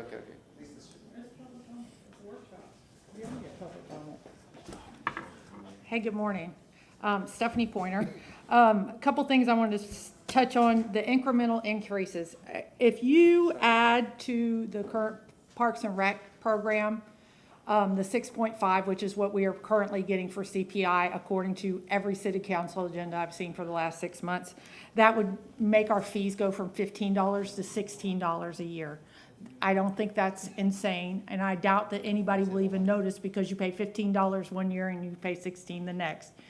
A year later, you might not even notice. If we start doing that on a regular basis, if you start adding those things in, not just Parks and Rec, I'm talking about sidewalk funds, $29 a year, $29 a foot. If you add that 6.5 in, that's what we're currently giving all of our vendors. So my question in this situation was, why isn't the city, because bottom line is Chief Bennett and everybody else in here is going to talk about level of service. If we want to continue with the same level of service, we are paying more for the labor, materials, and services that we need in order to continue with the same level of services. So by not having everything tied to the CPI, we are shooting ourselves in the foot, because we cannot continue to give away things at prices from 3 or 4 years ago. I want to point out, Councilwoman Henderson, Ms. Freeman has been to 2 meetings. And we had to look at the big picture of things, and it wasn't intentional, because I think that TLC is every bit as important as the Mayor's Youth Corps, and it should be equally funded. That's my personal disposition on it, and it wasn't intentional that it didn't get on here, but we had big picture items. In my humble opinion, I think Chief Tripp and the Tampa Fire Rescue needs a technical writer and a grant writer, because every single week we see the police department getting grants over and over and over again. But we don't see much of that coming in for the Tampa Fire Rescue. Is that because they don't have their own grant writer? The police department does. I would also like to, I'm going to request this once again. I would like to see the budget in one PDF. Yes, I know that it's all going to come out in this government document, but as I've stated before, the first year that I was on this budget committee, they said it was going to be 868 pages. Then, when we finally got it in one PDF, it was 1,000 pages. If you are hunting and picking all over the place for different items, how do I know that I have read it all? If you want me to read an entire document, you have to give it to me all together. I don't want to hunt and peck for my information. And last but not least, I want to make sure that we get you guys a raise, at least a decent raise. It doesn't have to be the raise that was proposed by the administration last year. Nobody on this council proposed that raise. The administration, the people in the building next door, proposed that raise. You guys need to make a living wage. And here's the thing, there's more of you now who do not have a second job than before. And we need to accept that, and it's time to embrace it. Because we want good people on council, not people who are bought and paid for. Thank you very much. Anybody else? Yes, ma'am? Hi, my name's Carolyn Bennett. I just want to make a few quick comments. In 2018, I and several other neighborhood people talked to as many candidates. We made formal appointments and talked to them about sidewalks. I'd really like to know what has happened with the sidewalk budget the last several years. How much has it, what was it in 2018 and what was it in subsequent years? Because this city is one of the worst in the country. This region is one of the worst in the entire country when it comes to pedestrian deaths. That means we're the best at killing people. So if you're really good, if you're the best in the country at something, that means you're doing everything right. But if you're the best at killing people, you're doing everything wrong. So we need to completely look at everything that we're doing, and we need a real commitment. The budget needs to have a significant increase for sidewalks. And one of the things I was fortunate, the tract housing was built when I was growing up, had sidewalks. All the kids, they walked and biked to school every day. They played on the sidewalks, they learned to roller skate on the sidewalks, and you know what? There was almost no obesity. People don't let their kids walk to school because it's not safe. And people who can't afford to drive their kids to school because they're going to be at their second or third job, their children are walking in an unsafe condition. We need real commitment to the budget for sidewalks. I almost never go to any meeting where I don't hear someone say, we don't have sidewalks in our neighborhood, so we have to walk in the street. I know you guys hear that a lot. Another thing I want to say about the, y'all getting a raise, I understand it was weaponized, maybe you need to make it for the next term or whatever, but every time that was brought up, and I went on social media and I explained, I asked for the raise. City Council didn't ask for it. I said Keela McCaskill, Stephanie Pointer, and Caroline Bennett asked for the raise. I said, and the mayor is the one who put it in their budget. City Council didn't ask for that. But it's very needed because I meet good people in this community, good, smart, young people who, and I hear it over and over again, you know, I'd consider running for city council, but I can't afford it. I have a family, you know, my kids are gonna go to college, I can't afford it. So if you want good people to run, because y'all are all good people, but you're not gonna have this job forever, we need to be looking at who is gonna be coming after you. If you want good people to run, they've gotta be able to afford to do the job. It's a full-time job. The city has grown so much, and the job has grown with it, but the pay has not grown with it. And I know I'm forgetting something, dang it. Vic Beatty told us that, on Wednesday, he told us that Tampa is the only city in the top 20 that has no transit from downtown to the airport. That's a biggie. That's a biggie right there. We need to be looking at that. And cost of living inflation for all the impact fees. We've gone 20, 30 years with no raise for the impact fees, but we have the impact. We just don't have the fees. Thank you. Thank you very much. Yeah, I wanted to highlight, because I know it's been brought up several times throughout this presentation, and we received an alert while we've been sitting here at the dais this morning that Tampa PD is investigating a pedestrian death in the city of Tampa that was struck by a vehicle. So, I mean, the issue is real, and we get these alerts way too often in the city of Tampa. We really need to do something, and we need to look at the funding and the ability to improve our roads and improve our crossings and improve our sidewalks. It's a critical issue, and I'm aware of it, and I think as we move forward in the budget and we move forward for the next couple of years, it needs to stay at the forefront. Thank you for all the public comment and the work of the committee. Thank you very much. Councilmember Carlson. Yes, thank you to our guest this morning, Jack Harris, for waiting a long time. He got here early this morning. Usually he's not available this time of morning, but we're lucky for right now he is. Many of us saw that he has for some time been discussing the Tampa Walk of Fame, and I thought it would be great just to have a forum on it. He's used to a much bigger audience than we get on TV here, but the idea here, as I mentioned him and to the public, this is a workshop, so we discuss ideas. I don't know if the city would have any role going forward, but at least my colleagues and I can have a discussion about it, listen to the idea, and members of the public can listen to the idea, and hopefully somebody or multiple people will step up and try to lead in some way. Jack also had, you all may remember that this council also gave Jack a commendation a year or so ago for 50 years. Is that right? 50 years? That was 50, it'll be 52 years 52. In September. And so congrats again. No, 53. On that. And thanks for your contributions to the community. He also has Ken Walters with him, who may step in and ask questions. I don't know if Jack wants to give out his information, but I'll give out Ken's in case somebody wants to join the effort. Ken is at ken@kenwalters.com. And with that, I'll hand it over to Jack. Thank you. Yeah, Ken here with me, and it was years ago, Ken and I started talking about the possibility of a Walk of Fame and how we could pay for it and everything, and we never actually brought it before council at that point. And by the way, my other companion back here is Aaron Jacobson, because he and I, when we were doing the morning show together, used to talk about it on the air. But nevertheless, thanks to Bill Carlson, we're here, get a chance to perhaps move it forward, and that would be a Tampa Walk of Fame, because we've had so many famous people from here. Of course, the most famous one is the Hollywood Walk of Fame. They've got one in St. Louis, they've got one in Nashville, and when I first thought we needed one here was my wife Joy and I were in Toronto, and we're walking on a Toronto Walk of Fame, but that was an unusual one because it named the famous people in America that were from Canada. But we thought, why don't we have one in Tampa? We have so many famous people from there.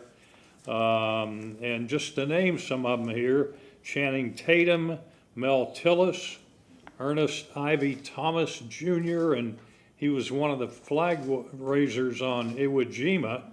Unfortunately, he died there.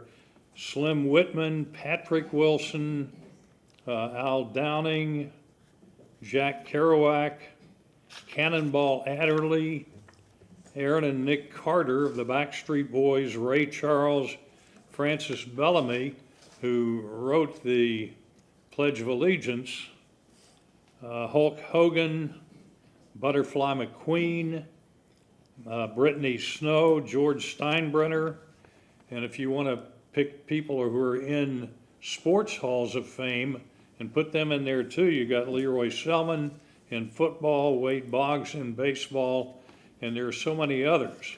But what I would recommend is that you put together a Walk of Fame committee. And first of all, they need to decide how to pay for it. And then secondly, decide who belongs on the Walk of Fame. And then perhaps most important is where you put it, whether it be Curtis Hickson Park or Julian B. Lane Park or near Amalie Arena on Water Street, somewhere down there. But again, a key is how you pay for it. And I would suggest that you have Ken Walters be the head of that committee because he has been running a website called TampaWalkOfFame.com. But nevertheless, I just think it's a great thing that it would be great for the tourists we have. And at the same time, it would be great for people in Tampa. They'd want to see it too, our local residents. And with that, I'd like to congratulate you all on taking one of the greatest cities in America and making it better. You're doing a great job on it. And thank you for giving me this opportunity to bring it up before you. We'll see what can be done. Thank you very much. Councilman Miranda. Thank you, Mr. Chairman. You got eyes that look forward. You can see it both sides. I see you caught that real quick. Jack, what about Jack Harris, Hall of Fame? You were there 50 years. My God, I grew up with you. Oh, no, nobody knows me except in the Tampa Bay area. And you and Ted Webb were the talk of the town all the time. I would like to see a Ted Webb's Way. You had a street. You had every listener in the world listening to you guys. You guys were fantastic as a team, and it was great to see you for so many years, hear from you, and things that you've done on the radio. You invented a new era of the radio. But when you mentioned Wade Boggs, and you mentioned there's 4 Hall of Famers in Tampa from this era. Yeah. You got Wade Boggs, Tony La Russa, Al Lopez, and Freddie McGriff, and more to come. And people don't even know that we have 4. I think we have over 92 players from the city of Tampa who played Major League Ball for some period of time. I don't think there's another city that has 92, including New York City. Yeah, and this would expand the Walk of Fame to have perhaps even one end of it be a sports Walk of Fame. Because as you point out, we do have a lot of Hall of Famers here. And different eras, and tennis and everything. Tampa has been very well represented in the past, and I'm sure in the future they'll continue. But thanks to you and thanks to, where's your compadre that brought up all this, Mr., you know who, where's he at? There he is. He was hiding behind you. Oh, back here? I knew him. He was about 12 years old. He's still only 20. Well, anyway, I would suggest you make him chairman of the committee because he's already done a lot. And, but I want to thank Bill Carlson for making it possible for me to be here today, and thank you all for listening. Councilmember Vieira. We'll see what we can get done. Thank you very much, and thank you, yes, for Councilman Carlson for bringing this forward. And Mr. Harris, thank you for all that you do. Every time I hear your voice, it takes me back 10, 20, 30 years. I mean it, just having grown up here. And a lot of people don't know that you're also a Vietnam veteran. And we always thank you for your service in that regard. Yes, sir. No, thank you. I've definitely got a better face for radio, so. There you go. That works. But you know, the basic idea I think you're getting at is you mentioned what Ernest Ivy Thomas who was killed in action in Iwo Jima. You know, it's funny because I remember looking him up not long ago, and his 100th birthday would come up next year, would be his 100th birthday. So I'd love to see the city of Tampa. I'll probably motion for that later on when we get closer to it. You know, have a celebration of this great American who had a family that had a great history here in Tampa. And we have so many, you know, we have so many great heroes here in Tampa. People like Baldomero Lopez, Paul Ray Smith, another Medal of Honor recipient who went to, I believe it was high school here in Tampa. Of course, Salvador Ybor, Vicente Martinez Ybor's grandson, who was killed in action in World War II. You know, so many great names. Bob Saunders, who was World War II, would take up the Florida NAACP after the death or the murder of Harry and Harriet T. Moore. So many folks here who are heroes who we ought to recognize, and I think that's what this gets to. So I just thank you for your thoughts on this, and I'm sure that something will come forward. But just thank you. Oh, thank you so much for listening. Yes, sir. Hey, Jack, don't walk away yet. Oh. I too have a great face for radio. Every time I look up and see myself on these monitors, I think, yeah, this should not be televised. This should just be on air. Maybe perhaps we got a great ownership team that's bringing women's soccer to Tampa, and maybe we should link the new soccer stadium with the new baseball stadium when we get the Rays over here by a Walk of Fame. Oh, I think we're going to get the Rays on this side. Between the two, yeah, there you sure. go. Very good. Thank you for the work that you've done on this, and thank you, Ken. I think, did Ken leave? I don't know. Ken. Very good. Well, Anybody else? again, thanks for listening. Thanks again for waiting so long. Just a couple questions.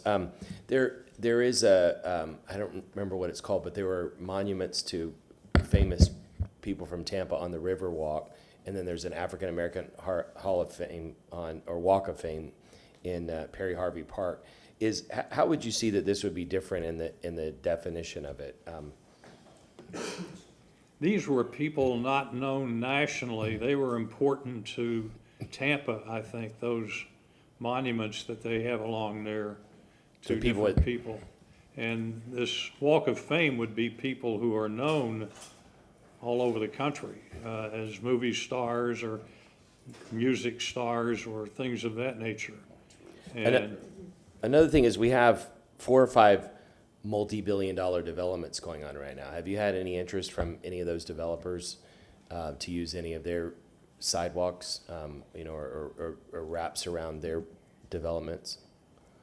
That would be good. So maybe some of them are watching and they might be interested. Yeah.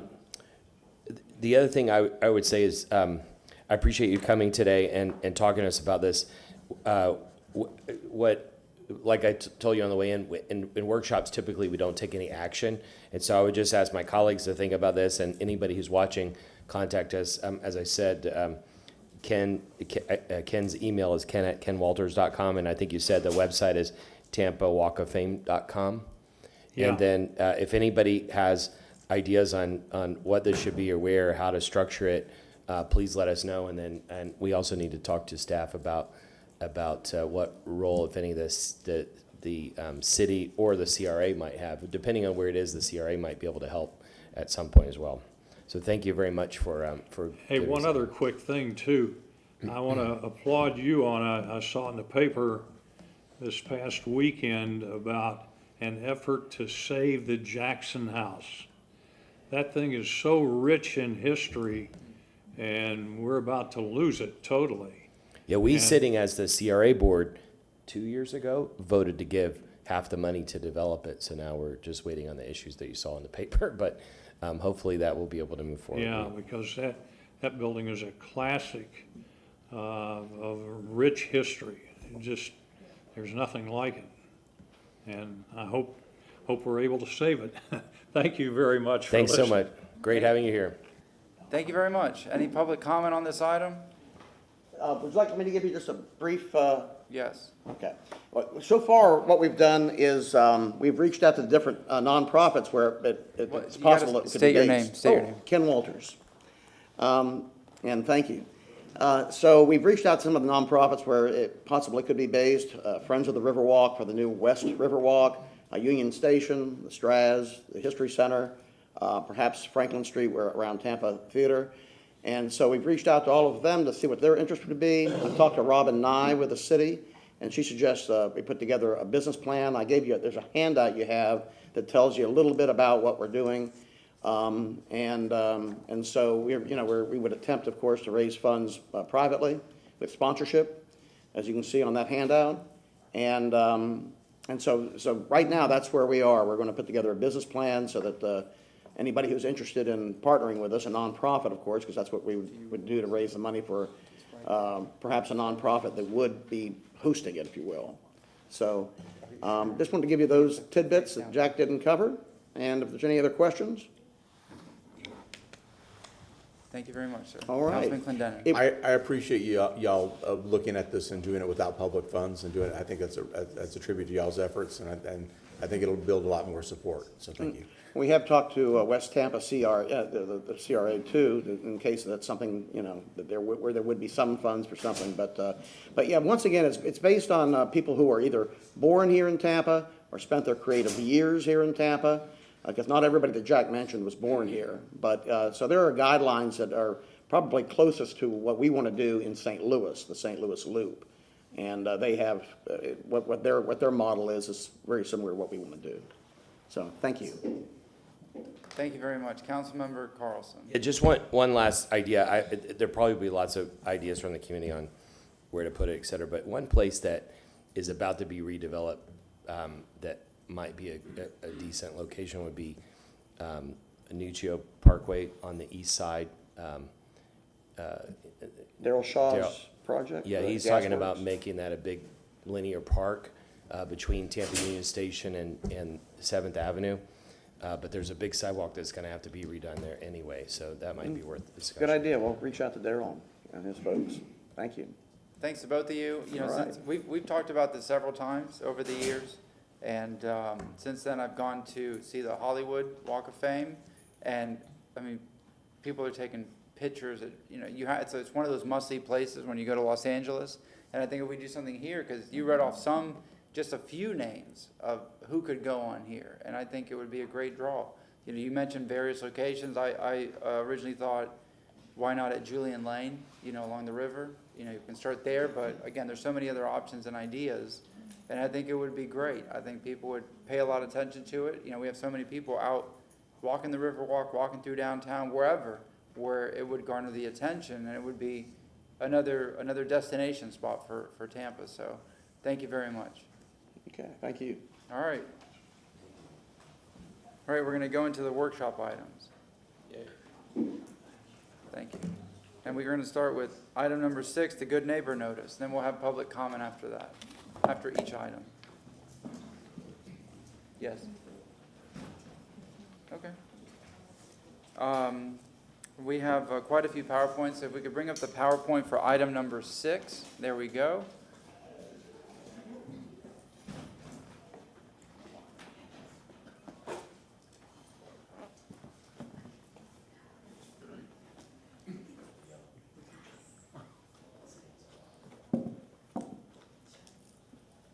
Good morning, Council. Abby Feely, Deputy Administrator of Development and Growth Management for the city. Here this morning on the Good Neighbor Notice. All right, we need the PowerPoint presentation up on the big screen. There you go. Go ahead. Thank you.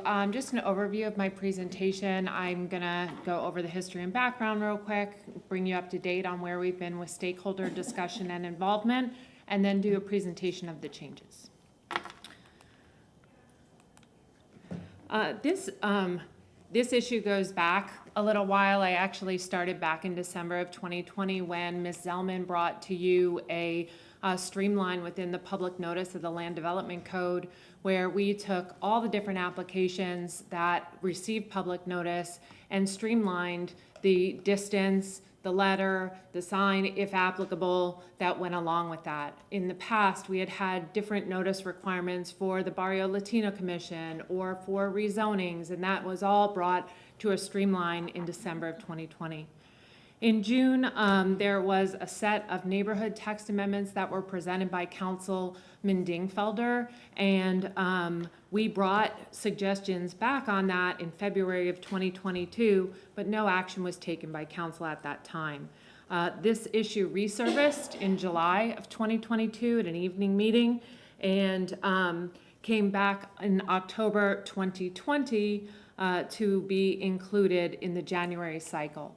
When we started the January cycle with council, it was seen that this was really a very multifaceted discussion, and we began a different path for that with stakeholder involvement, meetings with the development community, meetings with neighborhoods, with THAN representatives, and that's came back, and we requested in March that we do this workshop with you today, and here we are. We have had many meetings, like a meeting a month. Those meetings varied. They started with Ms. Travis and some representatives of the development community, Ms. Pointer and Ms. Bennett, and they then evolved into really Mr. Cotton and myself and Ms. Wells working with the community and with both the development community and the neighborhood community to hash out the details of what those changes would be. We also looked at what other local governments do for their public notice, what they do for renters, what they do for signs, how they're dealing with their quasi-judicial hearings and other noticed matters.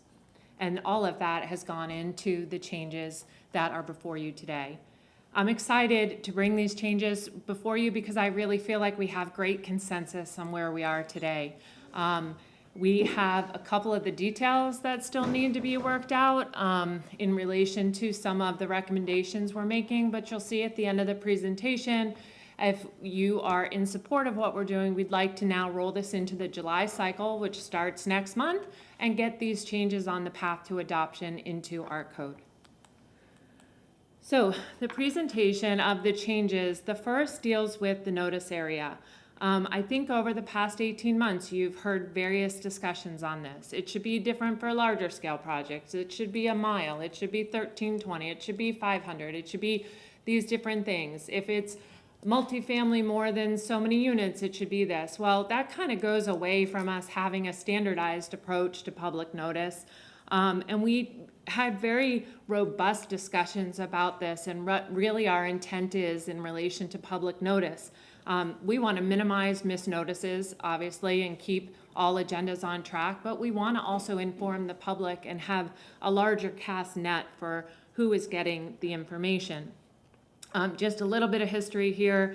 It used to be, I think I have an error there. It used to be 200 feet minus the roads, and then in 2004 it was changed to 250 feet, including the roads. And what we are suggesting today, and I'll go in a little bit more detail, is to go from 250 to 300 feet.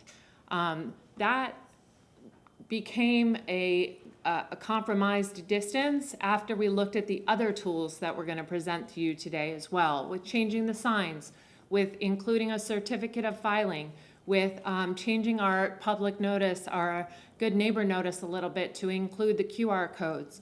So really what you're seeing is a more combined approach to public notice that is building on all of these tools. So that first change would be to increase the notice area from 250 to 300. The second is sign size and color. And you also, this is on your agenda today, also under item 10 in relation to general city public signs for meeting notice. But what we're talking about here today is the signs for quasi-judicial matters. And also any of our DE signs, our zoning administrator determination signs, the formal determination signs. And I really felt this was such a critical part to this discussion. We had the new signs made. I'm going to show them to you in just a moment and show you also the current sign that we're using. Because I really felt like putting it on a sheet of paper, showing you and on a slide is not as effective as me saying, here's what it's going to look like. So right now, this is our public notice sign. It's small, it's got a lot of information on it. It runs about $9 in cost, and it's currently included in the application cost that an applicant pays. We had different discussions on what the sign size should be. I want to show you what a 24 by 36 sign is. Just to tell you, this morning coming over, we had a hard time getting this in the car. It actually bent. Eric and I were like, great idea, maybe not great execution. What I will show you about this sign is we have reduced the amount of information that's on the sign, which allowed us to make the font larger. We've included a QR code that you can scan from your phone. It works really well to be able to go to the interactive entitlement map that will take you. And we have worked to highlight the relevant information to the public hearing. This is not the sign we're recommending,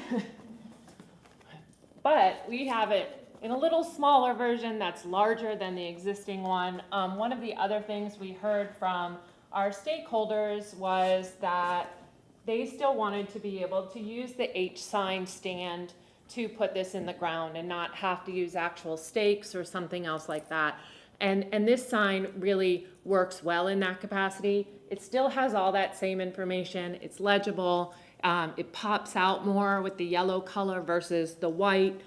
This runs $25.45. This would be a new fee that would be associated with the application. That was a cost based on bulk purchase, not individual purchase. We can only order so many in bulk at a time because we don't have the storage if we were to store 1,000 of these and try to save $1. So I just want to, if we can go back to the presentation, please, show you a comparison side by side of the current sign versus the proposed sign. Also, we went ahead and posted these out in front of the Construction Services Center, and this is all the way from Julian B. Lane across the street over to the DSC on North Boulevard, and you can see these side by side and some of the better visibility. I did here provide you just with our current. The middle is the recommended at the 2545, and that is the 24 by 36 size, which I'm showing you here. And then it seemed like the 36 by 48 was a little large. Also with wind conditions and other things, I don't know how well that would hold up, and also getting it into cars and feasibility just seemed a little bit better to go with the middle recommendation. The notice letter, we're also suggesting a change to the notice letter. And if I can get the Elmo for just a moment, I did bring a copy. We can switch over to the Elmo, please. Thank you. This is our current. It's activating. Wait, it says no signal. Hold on. Okay, there it is. This is our current Good Neighbor Notice letter that goes out for the rezoning public hearing in an effort to continue with the streamlining of the information and to include the QR code was a suggestion. We will be modifying this as well to just make it easier to read, where you can find the information, and we're going to be using a similar format for the notice of filing, which I'll talk to you about in just a moment. So that was our third change. We'll go back to the presentation. As you know, I've gone over this. That QR code takes you right to our interactive map. You can zoom in. If you're on your phone in the neighborhood, it'll actually pull your location and show you what applications you are near.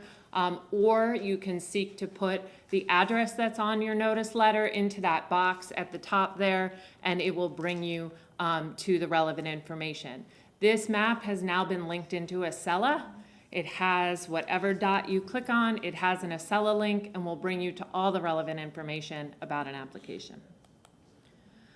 Individuals receiving notice. There's been several discussions about being able to notify renters or expanding the notice to include renters or occupants, that sometimes it's a landlord that is not the one occupying the home and other people want to know. We did look into this. We had several calls with the property appraiser's office. We also looked throughout municipalities throughout the state. I also belong to a Florida women planning group and went on and asked what other local governments are doing. Nobody is notifying renters. The property appraiser's office does not have the software capable to pull those lists. It also introduces error in relation to misnotice that was a concern. So in going back to the stakeholders on this, we had several conversations and they felt comfortable that based on the increased sign size and the notice of application filing and the QR code on things, that we were expanding the reach of notice and this was not as big of a concern as previous discussions had focused on. Notice of filing, I've mentioned that a couple times. We talked about two different changes to notice. One, including a community meeting, or two, doing a notice of filing of application. The notice of filing of application would be for rezonings, special use twos, special use 2 alcoholic beverage. So those are all public hearings that come before you where over the past year you have been dealt with. Have you met with the neighborhood? Have you guys, or the neighborhood or representatives saying, we didn't know about this till we got the 30-day notice, right? That's too late. I think you heard that this morning.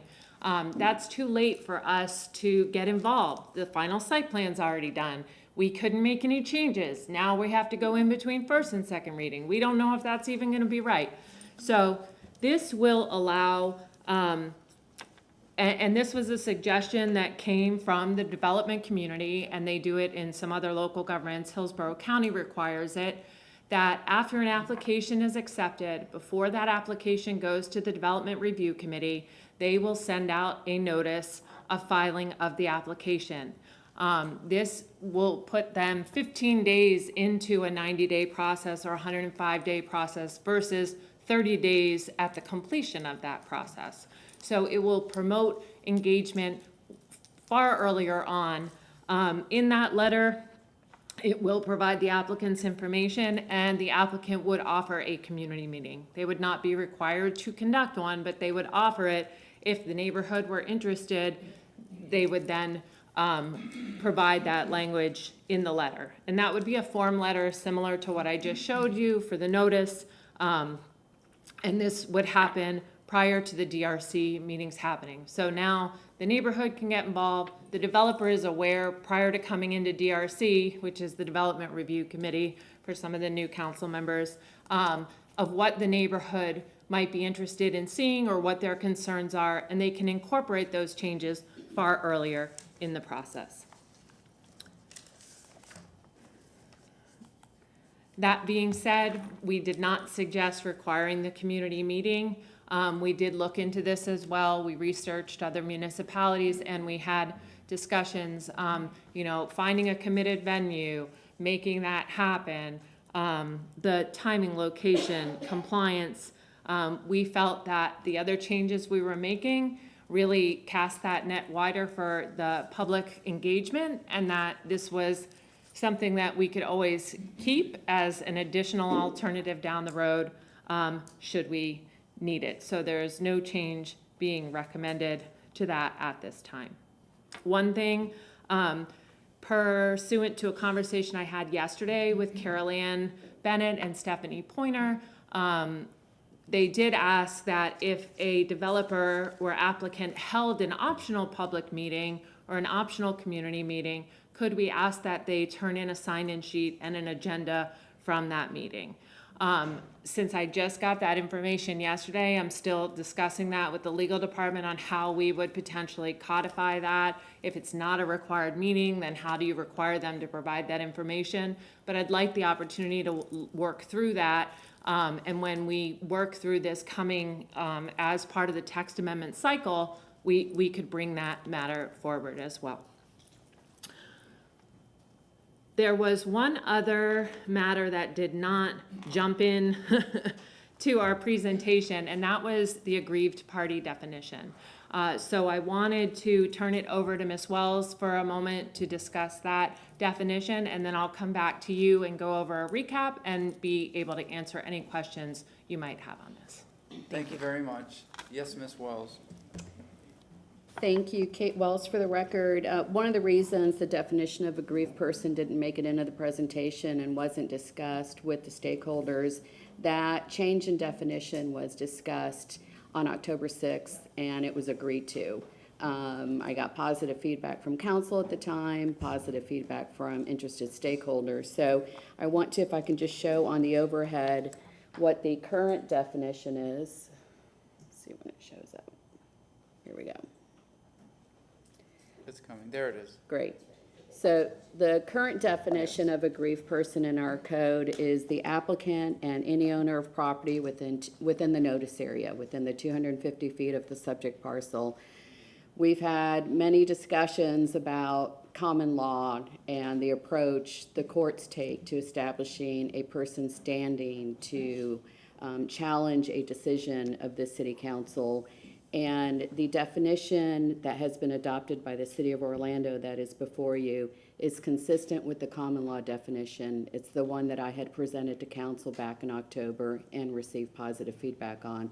So this would better align our definition of standing with how the courts look at it, which I think is advantageous to all, rather than establishing standing based on who's in the notice area. So if once council is ready to move forward with changes to the code, I would ask that you include this change in definition as well. And Do you I'm want us to available. adopt the City of Orlando definition? Yes, sir. Okay. Yes. And I'm available for any questions. All right, Ms. Feely, do you have anything else? Thank you. Yeah, let's just wait. Anything else, ma'am? Nope, I just wanted to go back to the presentation for a moment. I have a recap of the recommended changes, and I can leave this up as we go to any questions that you may have. The first is to increase that notice area from the 250 feet to 300, make the sign modifications as are shown here in council chambers today, increase that size to the 24 by 36, change the color to the yellow, include the QR, and increase the font. The notice letter will also include the QR code. We're not making changes to the individuals receiving notice, and we are going to be adding to the code a requirement for a notice of filing of application. I'll put this back up in just a second. If it's the pleasure of council to proceed with this, our recommendation would be we roll this into the July cycle, which starts next month. You're familiar with those. Stephen's been here lately bringing those text changes to you with Eric. And we would have our regular public information workshop, so going out to the public one more time, even though this has been a very collaborative effort coming forward to you today. And then you would do a transmittal hearing in October, and subsequent adoption and implementation would happen in February. So let me just go back, and if you have any questions, I'd like to answer them. So before we go to council members, you know, I like a lot of the changes. I know we discussed the increase from 250 to 300 feet prior.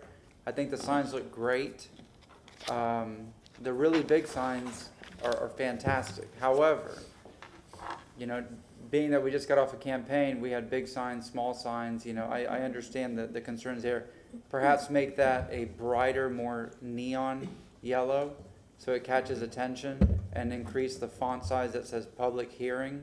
Because I mean, it's visible, but make it a little bit bigger. So people, even at night, because the neon would reflect better with headlights and it's more noticeable. I think the current black and white signs that we have, the marker fades. People don't notice it, they get lost, they fall over. If the marker or the writing fades, they can still use that QR code, which is great. And most people have smartphones, so that's good. Individuals receiving notice. I understand what you're talking about regarding the renters. Notice of filing of application. The community meeting, do not require that, but fine, if we can or cannot, that's up to the discretion of the applicant. I, in my opinion, see a better response when we do have these community meetings. Because many times, I've been here 8 years, I've heard, well, they didn't reach out to us. Nobody reached out to us. They may get approved, they may not get approved. That doesn't affect the basis of my decision, but you'll see 100 people here for public comment, whereas things can be worked out in a community meeting many times. So that's up to that's the discretion of the applicant, whether they want to take that risk or not. I mean, every case is different. So again, thank you very much. A lot of great changes, but I'd like to, of course, hear from everybody else in the public and go from there. So Councilwoman Hurtak, Councilmember Carlson. First, I just want to give you like immense kudos for this, for the community involvement, for both the neighborhoods and the development community. I think that's amazing, and thank you so much. I cannot imagine, I mean, the monthly meetings and how difficult it can be for folks to find consensus, and for the fact that, all we've heard so far has been people saying, we love this, please adopt this. We've gotten quite a few emails from neighborhood leaders. So I just want to say thank you for that, because I know that's a lot of work and effort. So I want to commend you and your team. And then I want to thank you so much for bringing the props, because that is 100% the hardest part. Because when I initially looked at this, this PowerPoint, I was like, oh, but the big ones. And then you show the big ones and you say, okay, well. And then I also really, really love the idea of the notice of filing letter. I think that's a creative answer and solution to a lot of this. So I think that's really amazing. My question, so just a quick question on the notice of filing. You said it's going to be similar to the other, so it will include the QR code. Yes. Okay, awesome. That's Yeah, all I wanted to. It will be similar to this. I mean, we're gonna have to start working on it. It will be similar to the notice of the public hearing, but it will speak to the notice of the filing, and it will probably have information about the application on it. Yeah. What it's asking for, how many units, and things like that. So we need to continue to work out the details on that, yes. Okay, but if it could include a QR code to connect to the SL, that's awesome. It was, I'm sorry to interrupt Oh, you, no, there was no. also a request from, and I'm sure Stephanie and Caroline will mention it, to include the QR code for the neighborhood map. And that also was something that just came up yesterday, and I wanted to talk through with our team, but I have added that as a matter that needs to continue to travel with this. So if people wanted to know what neighborhood they're in, sure, would we put it on this letter as well, and how would we design that? So that is also an open matter that we're gonna continue to work on. Love that idea. The Scan Me, and other people can tell me that I'm like out of touch, but maybe Scan Me for more info for some people who aren't as QR code knowledgeable. Somehow make it so that people understand that if they want more information, because otherwise, since this is such a new concept and it's wonderful, but if we don't tell people that they should, Okay, Boomer. Well, I'm thinking about the boomers, actually.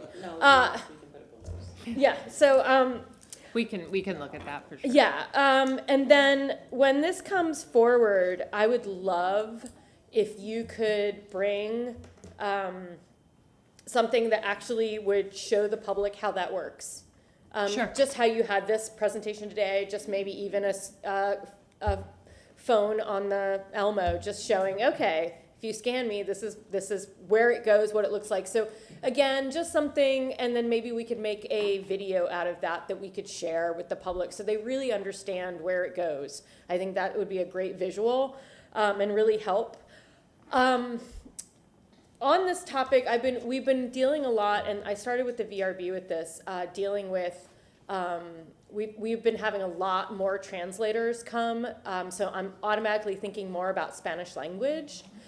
I don't know how that can translate to this. There's actually already a statement in here in Spanish.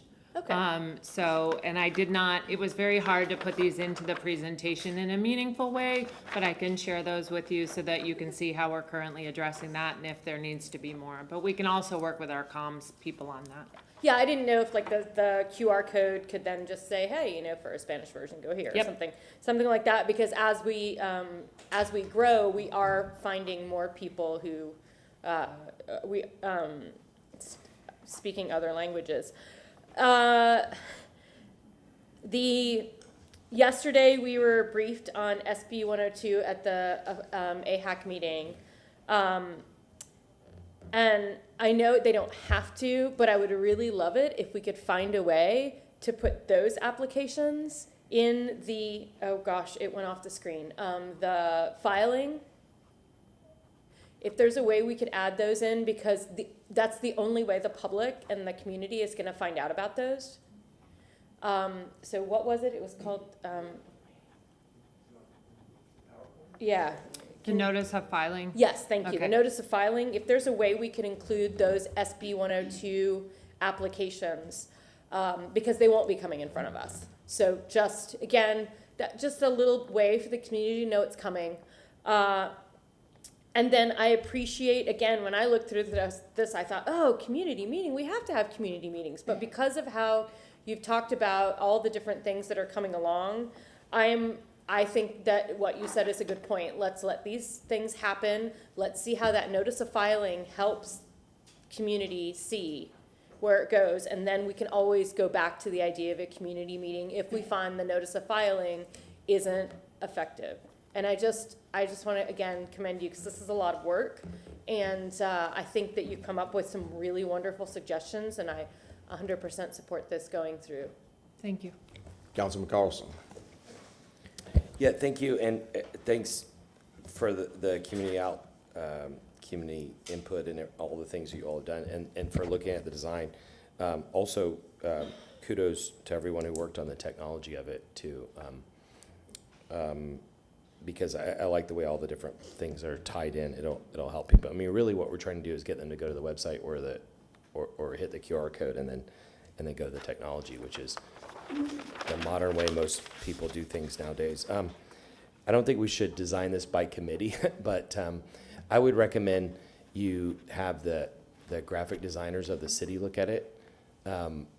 It's not supposed to be pretty necessarily, but for example, on their own, I'll just go through some things real fast. And again, these are just feedback, but in their own sign, the signs that the graphics department is doing, they're putting a logo on the right. Most people read left to right, although you could say it's supposed to say City of Tampa Public Hearing. If the logo was on the right, it would be consistent and also maybe easier to read. There are probably some state guidelines on it, but I almost wish the headline said rezoning or application for zoning change or something like that. But anyway, on the color, I think the color's great. It's not tacky. I mean, some people may call it tacky, but at least it stands out, and some colors could really maybe look bad. I wonder and again, this is just unsolicited feedback on and by the way, my background is in design and logos and stuff. But on the white background there, I wonder, can it just stay yellow? Just a question. It could, but that was actually a call out that was recommended by Than. Everybody's shaking in the head in the back. Yeah, So okay. I'll let them speak to that, but. Yeah, they just were shaking their heads no. The other thing, design guidelines, upper and lowercase, so this next section down, it's okay to maybe put a headline. It's easier for people to read if it's upper and lowercase. And so if you made the point size bigger for the top, you could make it upper and lower, but the middle part could be, if it would be easier to read if it was upper or lower. People, you saw with the 3 signs you put, this is still, it's great that it's bigger, and the big one would be too much because the wind would tear it apart. But the bigger one is easier to read from a distance. Somebody really is going to have to be walking around the neighborhood, but at least it's going to stand out. The other thing, probably a designer would left justify the bottom part. Sorry to hit you with all that, and then maybe take some things like the address. If we're trying to, if most people are going to go to the technology, I'm not sure the address has to be so big. They might put some other lines or border or something on it. Anyway, I think it would be worth having the designers look at it, since it's gonna be sitting in our neighborhoods. We don't want it to look like clutter either. And then, can we look at the definition real fast? I just recommend, based on, I keep hitting this drumbeat, but based on what the Business Journal keeps saying, somebody's pushing this narrative that we're stopping people from having their right to change zoning. And really what's happening is that people invest in property with the expectation that there is certain zoning around them. And then somebody else comes in and wants to change that zoning. And so I like the way that it's broadly defined. I wish there was something in here that said specifically people with property rights who who invested with the expectation that the zoning would not be changed, something like that, because we need to change the narrative. There's, as I always say, the expectation of a change in entitlement is not an entitlement, and somehow we need to get the Business Journal and others off that, because although we want to support development, there should not be an expectation that it would automatically change. And we know that people have invested in property around expecting that something would stay the same.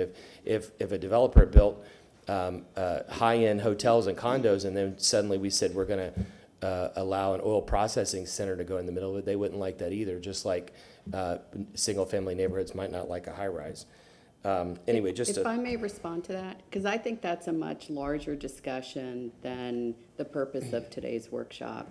And I think it's a discussion that should be had when we're coming back with changes, comprehensive changes to the comprehensive plan.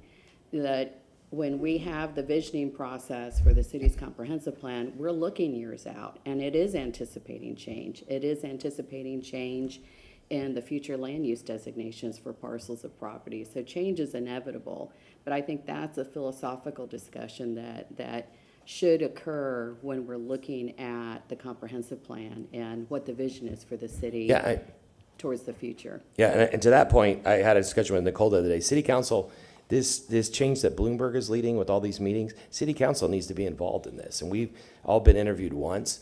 But we have to be deeply involved because we're the ones that are going to be responsible for it. If this Bloomberg thing comes back and it says that we need to essentially just allow anybody to change anything, I'm going to be against it. The problem is that the comprehensive plan is too broad right now; it's too vague, and that's a discussion for another day. But right now, we need to protect property rights. And if somebody has an entitlement to build a 20-story building, we'll all stand here and defend it. But if they don't and they want to change from single family to 20-story, my point is there are other property owners who have property rights around them whose rights are just as valid as the people trying to change it. And I think we have to change the nomenclature. We want to be pro-development, but we can't, what's happened in the past, Florida had so much land that we just push development as our only goal. Right now, their goal has to be building livable communities. With that, the last thing I'll say is in terms of neighborhood meetings or community meetings, I don't know how we can encourage developers to do that, but what we see is that the change that has happened is that the neighborhoods have studied, they've talked to lawyers, they know what competent substantial evidence is, and if they like something, they don't show up. And so we hear, or they support it. And so then the developer gets up and makes the argument, and then we can easily listen to the evidence and support it. If the neighborhoods show up and present alternative evidence, then we have to choose between those two. The best thing for us is that the developers work with the neighborhoods in advance. And most of the projects that we reject, hearing from the neighborhoods, it's obvious that the developers either didn't listen to the neighbors or didn't meet with them or don't care what they say. And the neighbors are showing up with competent substantial evidence that we need to listen to. So the more we can encourage them to solve these issues before they come before us, the fewer we'll have to reject, because I don't think any of us like saying no to someone who's put a lot of money in a project. We'd rather them work that out with the neighborhood. And some developers have the misconception that they can either force the neighborhood to do something or they can just hard sell neighborhoods. And that's not the way the world works. The developers who are successful and sophisticated are the ones that negotiate with neighborhoods. And, I've done this a lot in my past. where you change your project based on what the community wants, and then you get support. And that's what we see over and over again. So the more we can encourage that dialogue, the fewer projects we'll have to reject. Thank you. Okay, no other comments? Thank you very much for the presentation. Love it, thank you. No public comment. We have public comment, yes.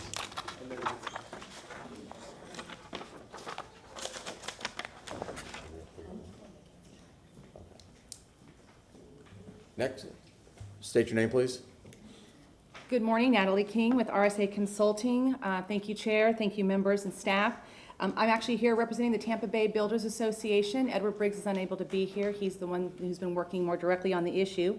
But do want to talk to this issue with the Good Neighbors notices and really thank the administration and thank staff for all the work that you've done. There really has been a great effort in collaboration, so thank you for that. The TBBA does support all of the changes and feel that it is very helpful and has been a reasonable compromise that's been made. And so again, thank you. The staff has worked very hard and has done a fantastic job. We support the changes. We do feel like they're a balance between the industry and the community needs. They're very thoughtful. This city is thriving and doing amazing things, and we're very proud to be a part of that. As a result, we are attracting a lot of growth in the area, and so being thoughtful going forward is also important in partnership. While also making sure that neighborhoods are aware of building that's going on and having that transparency. And we wanted to make a special thank you. Edward wanted to make a special thank you to Abby, Ms. Feely, because the work has been phenomenal. And thank you to the citizens who have been working with this issue as well, because it is something that needs to be done in tandem and in partnership, and having those expressed concerns has helped us be more informed in how we can do our business in the community and continue to support and make these proposed changes meaningful. So thank you very much. Thank you. Next speaker. State your name. Hi, my name is Carol Ann Bennett. This is Stephanie Pointer and I started trying to do something about the Good Neighbor Notice 3 years ago. And this is where we started with this. This is the process. You can see all the work that went into it. And I just want to say that the way that this was done is the right way to do things. You had the interests of the community were represented, the TBBA, we had land use, we met with land use attorneys, the city's legal department, we met with every city council member from the previous council individually, Abby, who was awesome, Kate Wells, and everybody contributed something. Everybody had thoughts. Everybody compromised. Everybody was reasonable, and we came up with a product that everybody can live with. It's kind of like, for those of you who are around, the way we redid the tree code. It took a long time, but all the parties worked on it. Now, this was nowhere near as big a deal or as difficult or take as long as the tree code, but it's very important. The definition of the aggrieved person, we had come up with our own definition, and Ms. Wells had offered an alternative, and we're like, oh, we like yours better. So, yay. But it really has been a very collaborative, collegial event, and I love it. I love the way that we all work together. One of the best things that came out of it was a suggestion from Cammie Corbett, a land use attorney, the notice of filing. She says, this is what Hillsborough County does. And we're just absolutely thrilled. That's one of our favorite things. And just to show how reasonable it was and how everybody recognized this, you can see other municipalities, St. Pete, 300, Hillsborough County for urban, 300, Jacksonville, 350, Orlando does 300, except PD's for 400, Miami does 500, Broward for urban does 500, Tallahassee 1,000. So it was a very reasonable ask. It was a very reasonable expectation, and that was recognized. I think that was all I wanted to say. I hope you all support it. I'm very happy with the process. I'm very happy with the outcome. This is the way to do things.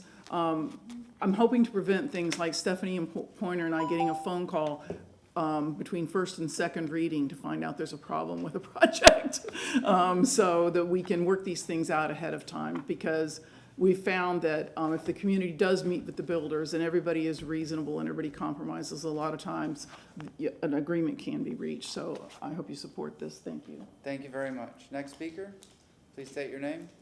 Yes, my name is Debbie Zimmerman, and I'm here today as a City of Tampa resident, but I've been on the Davis Island Civic Association Board for, I'm sure, over a decade.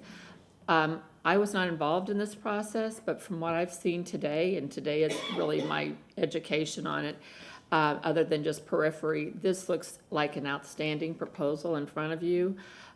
Regarding the definition, Ms. Wells may be able to help with this, but I tried to look into the Florida statutes, but I see a lot of similarities between the definition of an aggrieved person here and what I recall being in the Florida statutes, and I tried to pull it up before I got up here, but I couldn't. The thing that's so important about this and what we hear in neighborhoods is people don't want to be filing petitions against their next door neighbor. They got to live together. People might be outraged about something, but they've known the person next door for 30 years, and you know, it just puts people in an awkward and what we like to believe is an unneighborly position. So this definition, I think, will help mitigate some of the issues that we're facing in neighborhoods, because on Davis Island, we have a very specific policy that we try to have our land use decisions consistent for every person, regardless who's asking. You could have lived there 6 months, or you could have lived there for the last 30 years. So from my perspective, I think the legal department and staff should be congratulated on a job well done. And I think that with this definition of a aggrieved person, that really does mitigate some of the notice area things to a certain extent, because the notice area was tied back to the aggrieved person definition. So separating those two, again, I think it was all fabulous. And well, I can turn around a little bit. Thank you and thank you. So that's just my humble perspective as someone not involved in this and just a City of Tampa resident. I'm not representing DECA today. So thank you. Thank you very much. Yes, sir, please state your name. Steve Michelini. I'd just like to thank the staff for working through with this issue. We don't have any objections regarding these proposals from staff, and we look forward to making those changes. I think that they are fair and reasonable.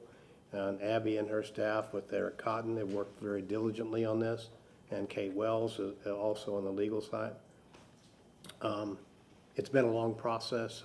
I think that we've reached a reasonable compromise, and I appreciate your support. Thank you. Thank you very much, sir. Next speaker.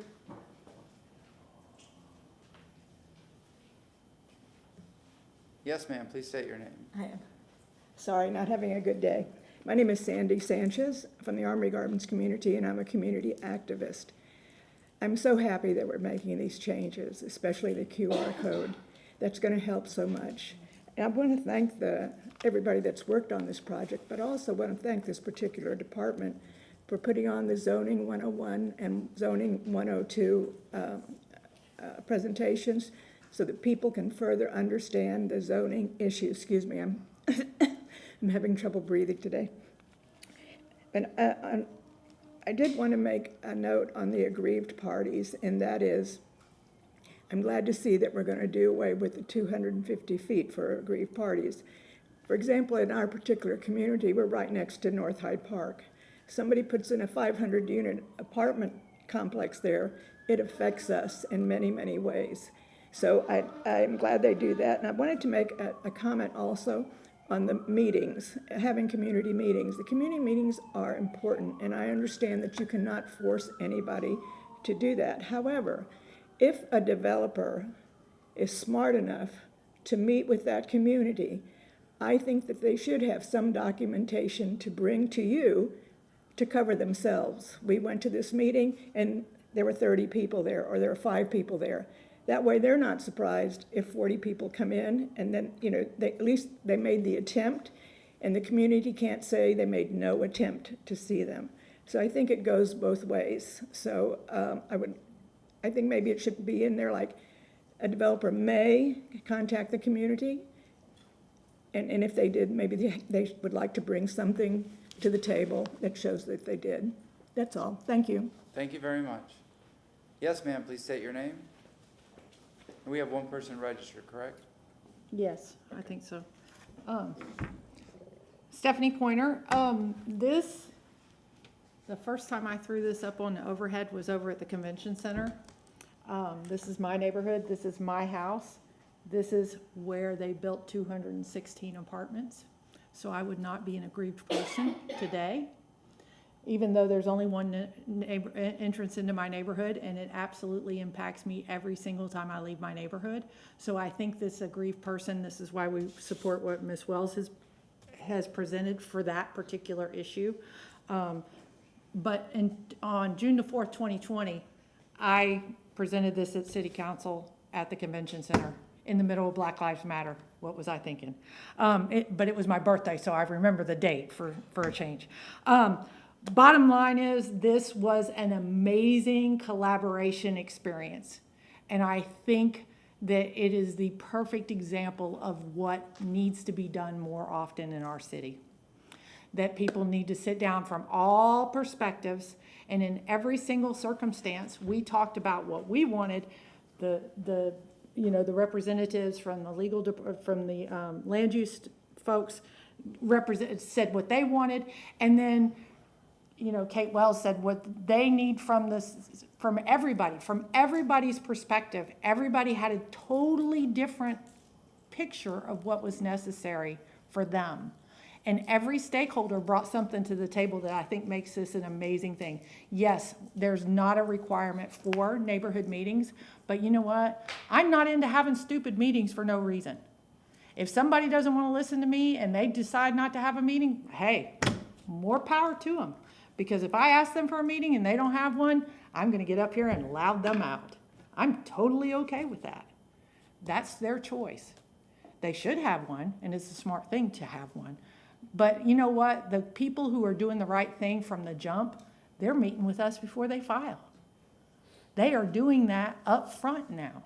It's not, and so like Carol Ann said, this is these giant signs. And yes, we asked for these big boxes because we wanted the letters to be big inside those boxes. That was the point, because people write something in about a 12-point font on the sign, so we wanted it to be big so that they would be filling in a whole box. Don't forget, we need to tie this pricing into the new pricing for any of this public hearing stuff. I mean, I paid personally for a vacation of an alleyway 4 or 5 years ago. It was $575. I wouldn't have thought anything about it costing $600. So don't give this away. It needs to be tied into this CPI thing where we start advancing our prices. We should not, the citizens of Tampa should not carry this burden of the additional fine price. Thank you. Thank you very much. Anybody else? If not, we go to the virtual speaker, which is Elise Batzel. Yes, ma'am. Ms. Batzel, if you're on, unmute yourself. You have 3 minutes. Please state your name. Yes, Elise Batzel. Can you hear me? Yes, ma'am. Thank you. I just wanted to speak in support of the modifications to the notice. I was one of the members of the development community that met multiple times with the community. Sometimes we met with the city, and sometimes we met with the community independently. And what I'd like to express to everyone is how many times you get new legislation coming out of the city, and at least in the past, there's been a lot of unintended consequences. So we spend a lot of time trying to educate one another, the development community and the neighborhood activists, about our concerns. And I think that what you're seeing is a result of a lot of collaboration. So I just wanted to thank them, and also in particular to thank staff. You hire professionals to go in and do their job, and I feel like they really try to do that every day. But they work specifically hard on this, so we really appreciate it. Thank you. Thank you very much. Is there anybody else? All right, Ms. Feely, a lot of praise to you and your team. A really, really, really great job. I think you went above and beyond listening, and I've made my comments. Is there anybody else that has anything else? Yes, ma'am, Councilwoman. Thank you. You need us to give you next steps. So my next steps are to, you had a lovely calendar, and I cannot remember what was next. But whatever that next step is, I would like to say, I think we should move it forward to, I believe it's the July cycle. July Yeah, cycle. Feely, So I motion to move this forward to the July cycle. Mr. Shelby. Yes, is there anything else that we needed to add to that motion as part of this? There was a discussion Does it include the aggrieved persons? So it's Yeah. all, That's all in there. It's all in there. And I think some of the other details, like I said, will work out as we make our way through that process, because that information will come to you. This isn't gonna come in final form. It's going to come as it typically would with the language, and then we'll be going through. So we'll start working on that stuff now. Mr. Councilman Miranda? No, I just said this is a collaborative, everyone's together, so that we should have no problems until it starts. Also, I just wanted to say, it was mentioned Zoning 102. Zoning 102 is happening next Wednesday night at Julian B. Lane at 6 o'clock. It'll be Eric and myself again. This session predominantly is focusing on zoning in commercial districts and special uses. So anybody out there listening, we had a turnout of about 75 people at the Zoning 101. So we're excited to continue to host these learning sessions. Thank you. Are they recorded by any chance? No, they're just good old classroom Oh, style. okay. Let's Then talk about it. I noticed that we have one of our new comms team here, and I was wondering if you might be able to get that information from Ms. Feely so that you could share it on our social media, because I think that the 102 will be just as wonderful. And just to clarify, you don't have to go to 101 to go to 102, right? You do not. Excellent. You do not. Yeah, there's no prerequisite or anything, yeah. All right, we're approaching the 12 o'clock hour. Would the council like to, oh, wait, that's right. Councilwoman Hurtak has a motion. Do we have a second? Second from Councilmember Carlson. All in favor? Aye. All right. Mr. Yes, sir. Mr. Chair, You're leaving at 12, correct? yeah, I have to leave at 12. Sorry, you all know my father passed away a few days ago. My mom's in town, and she wants to have lunch with me, so I am going to head over there in a few minutes. In case I don't make it back this afternoon, I apologize, but could we continue item number 8 to September 28th? Second. We have a motion to continue item number 8 to September 28th. Is that correct? Yes. By Councilmember Carlson, second from Councilmember Miranda. All in favor? Aye. Any opposed? Okay. No, that was, did we take a vote on the motion? Yeah, we did. We're approaching 12 o'clock. Would council like to break for lunch now? And then we start right back up with 7, because it will be a robust discussion. All right, so is 1 o'clock okay, or 1:15? 1:15. I'm sorry? 1:15. All right, we're gonna recess till 1:15, and we're gonna go into number 7.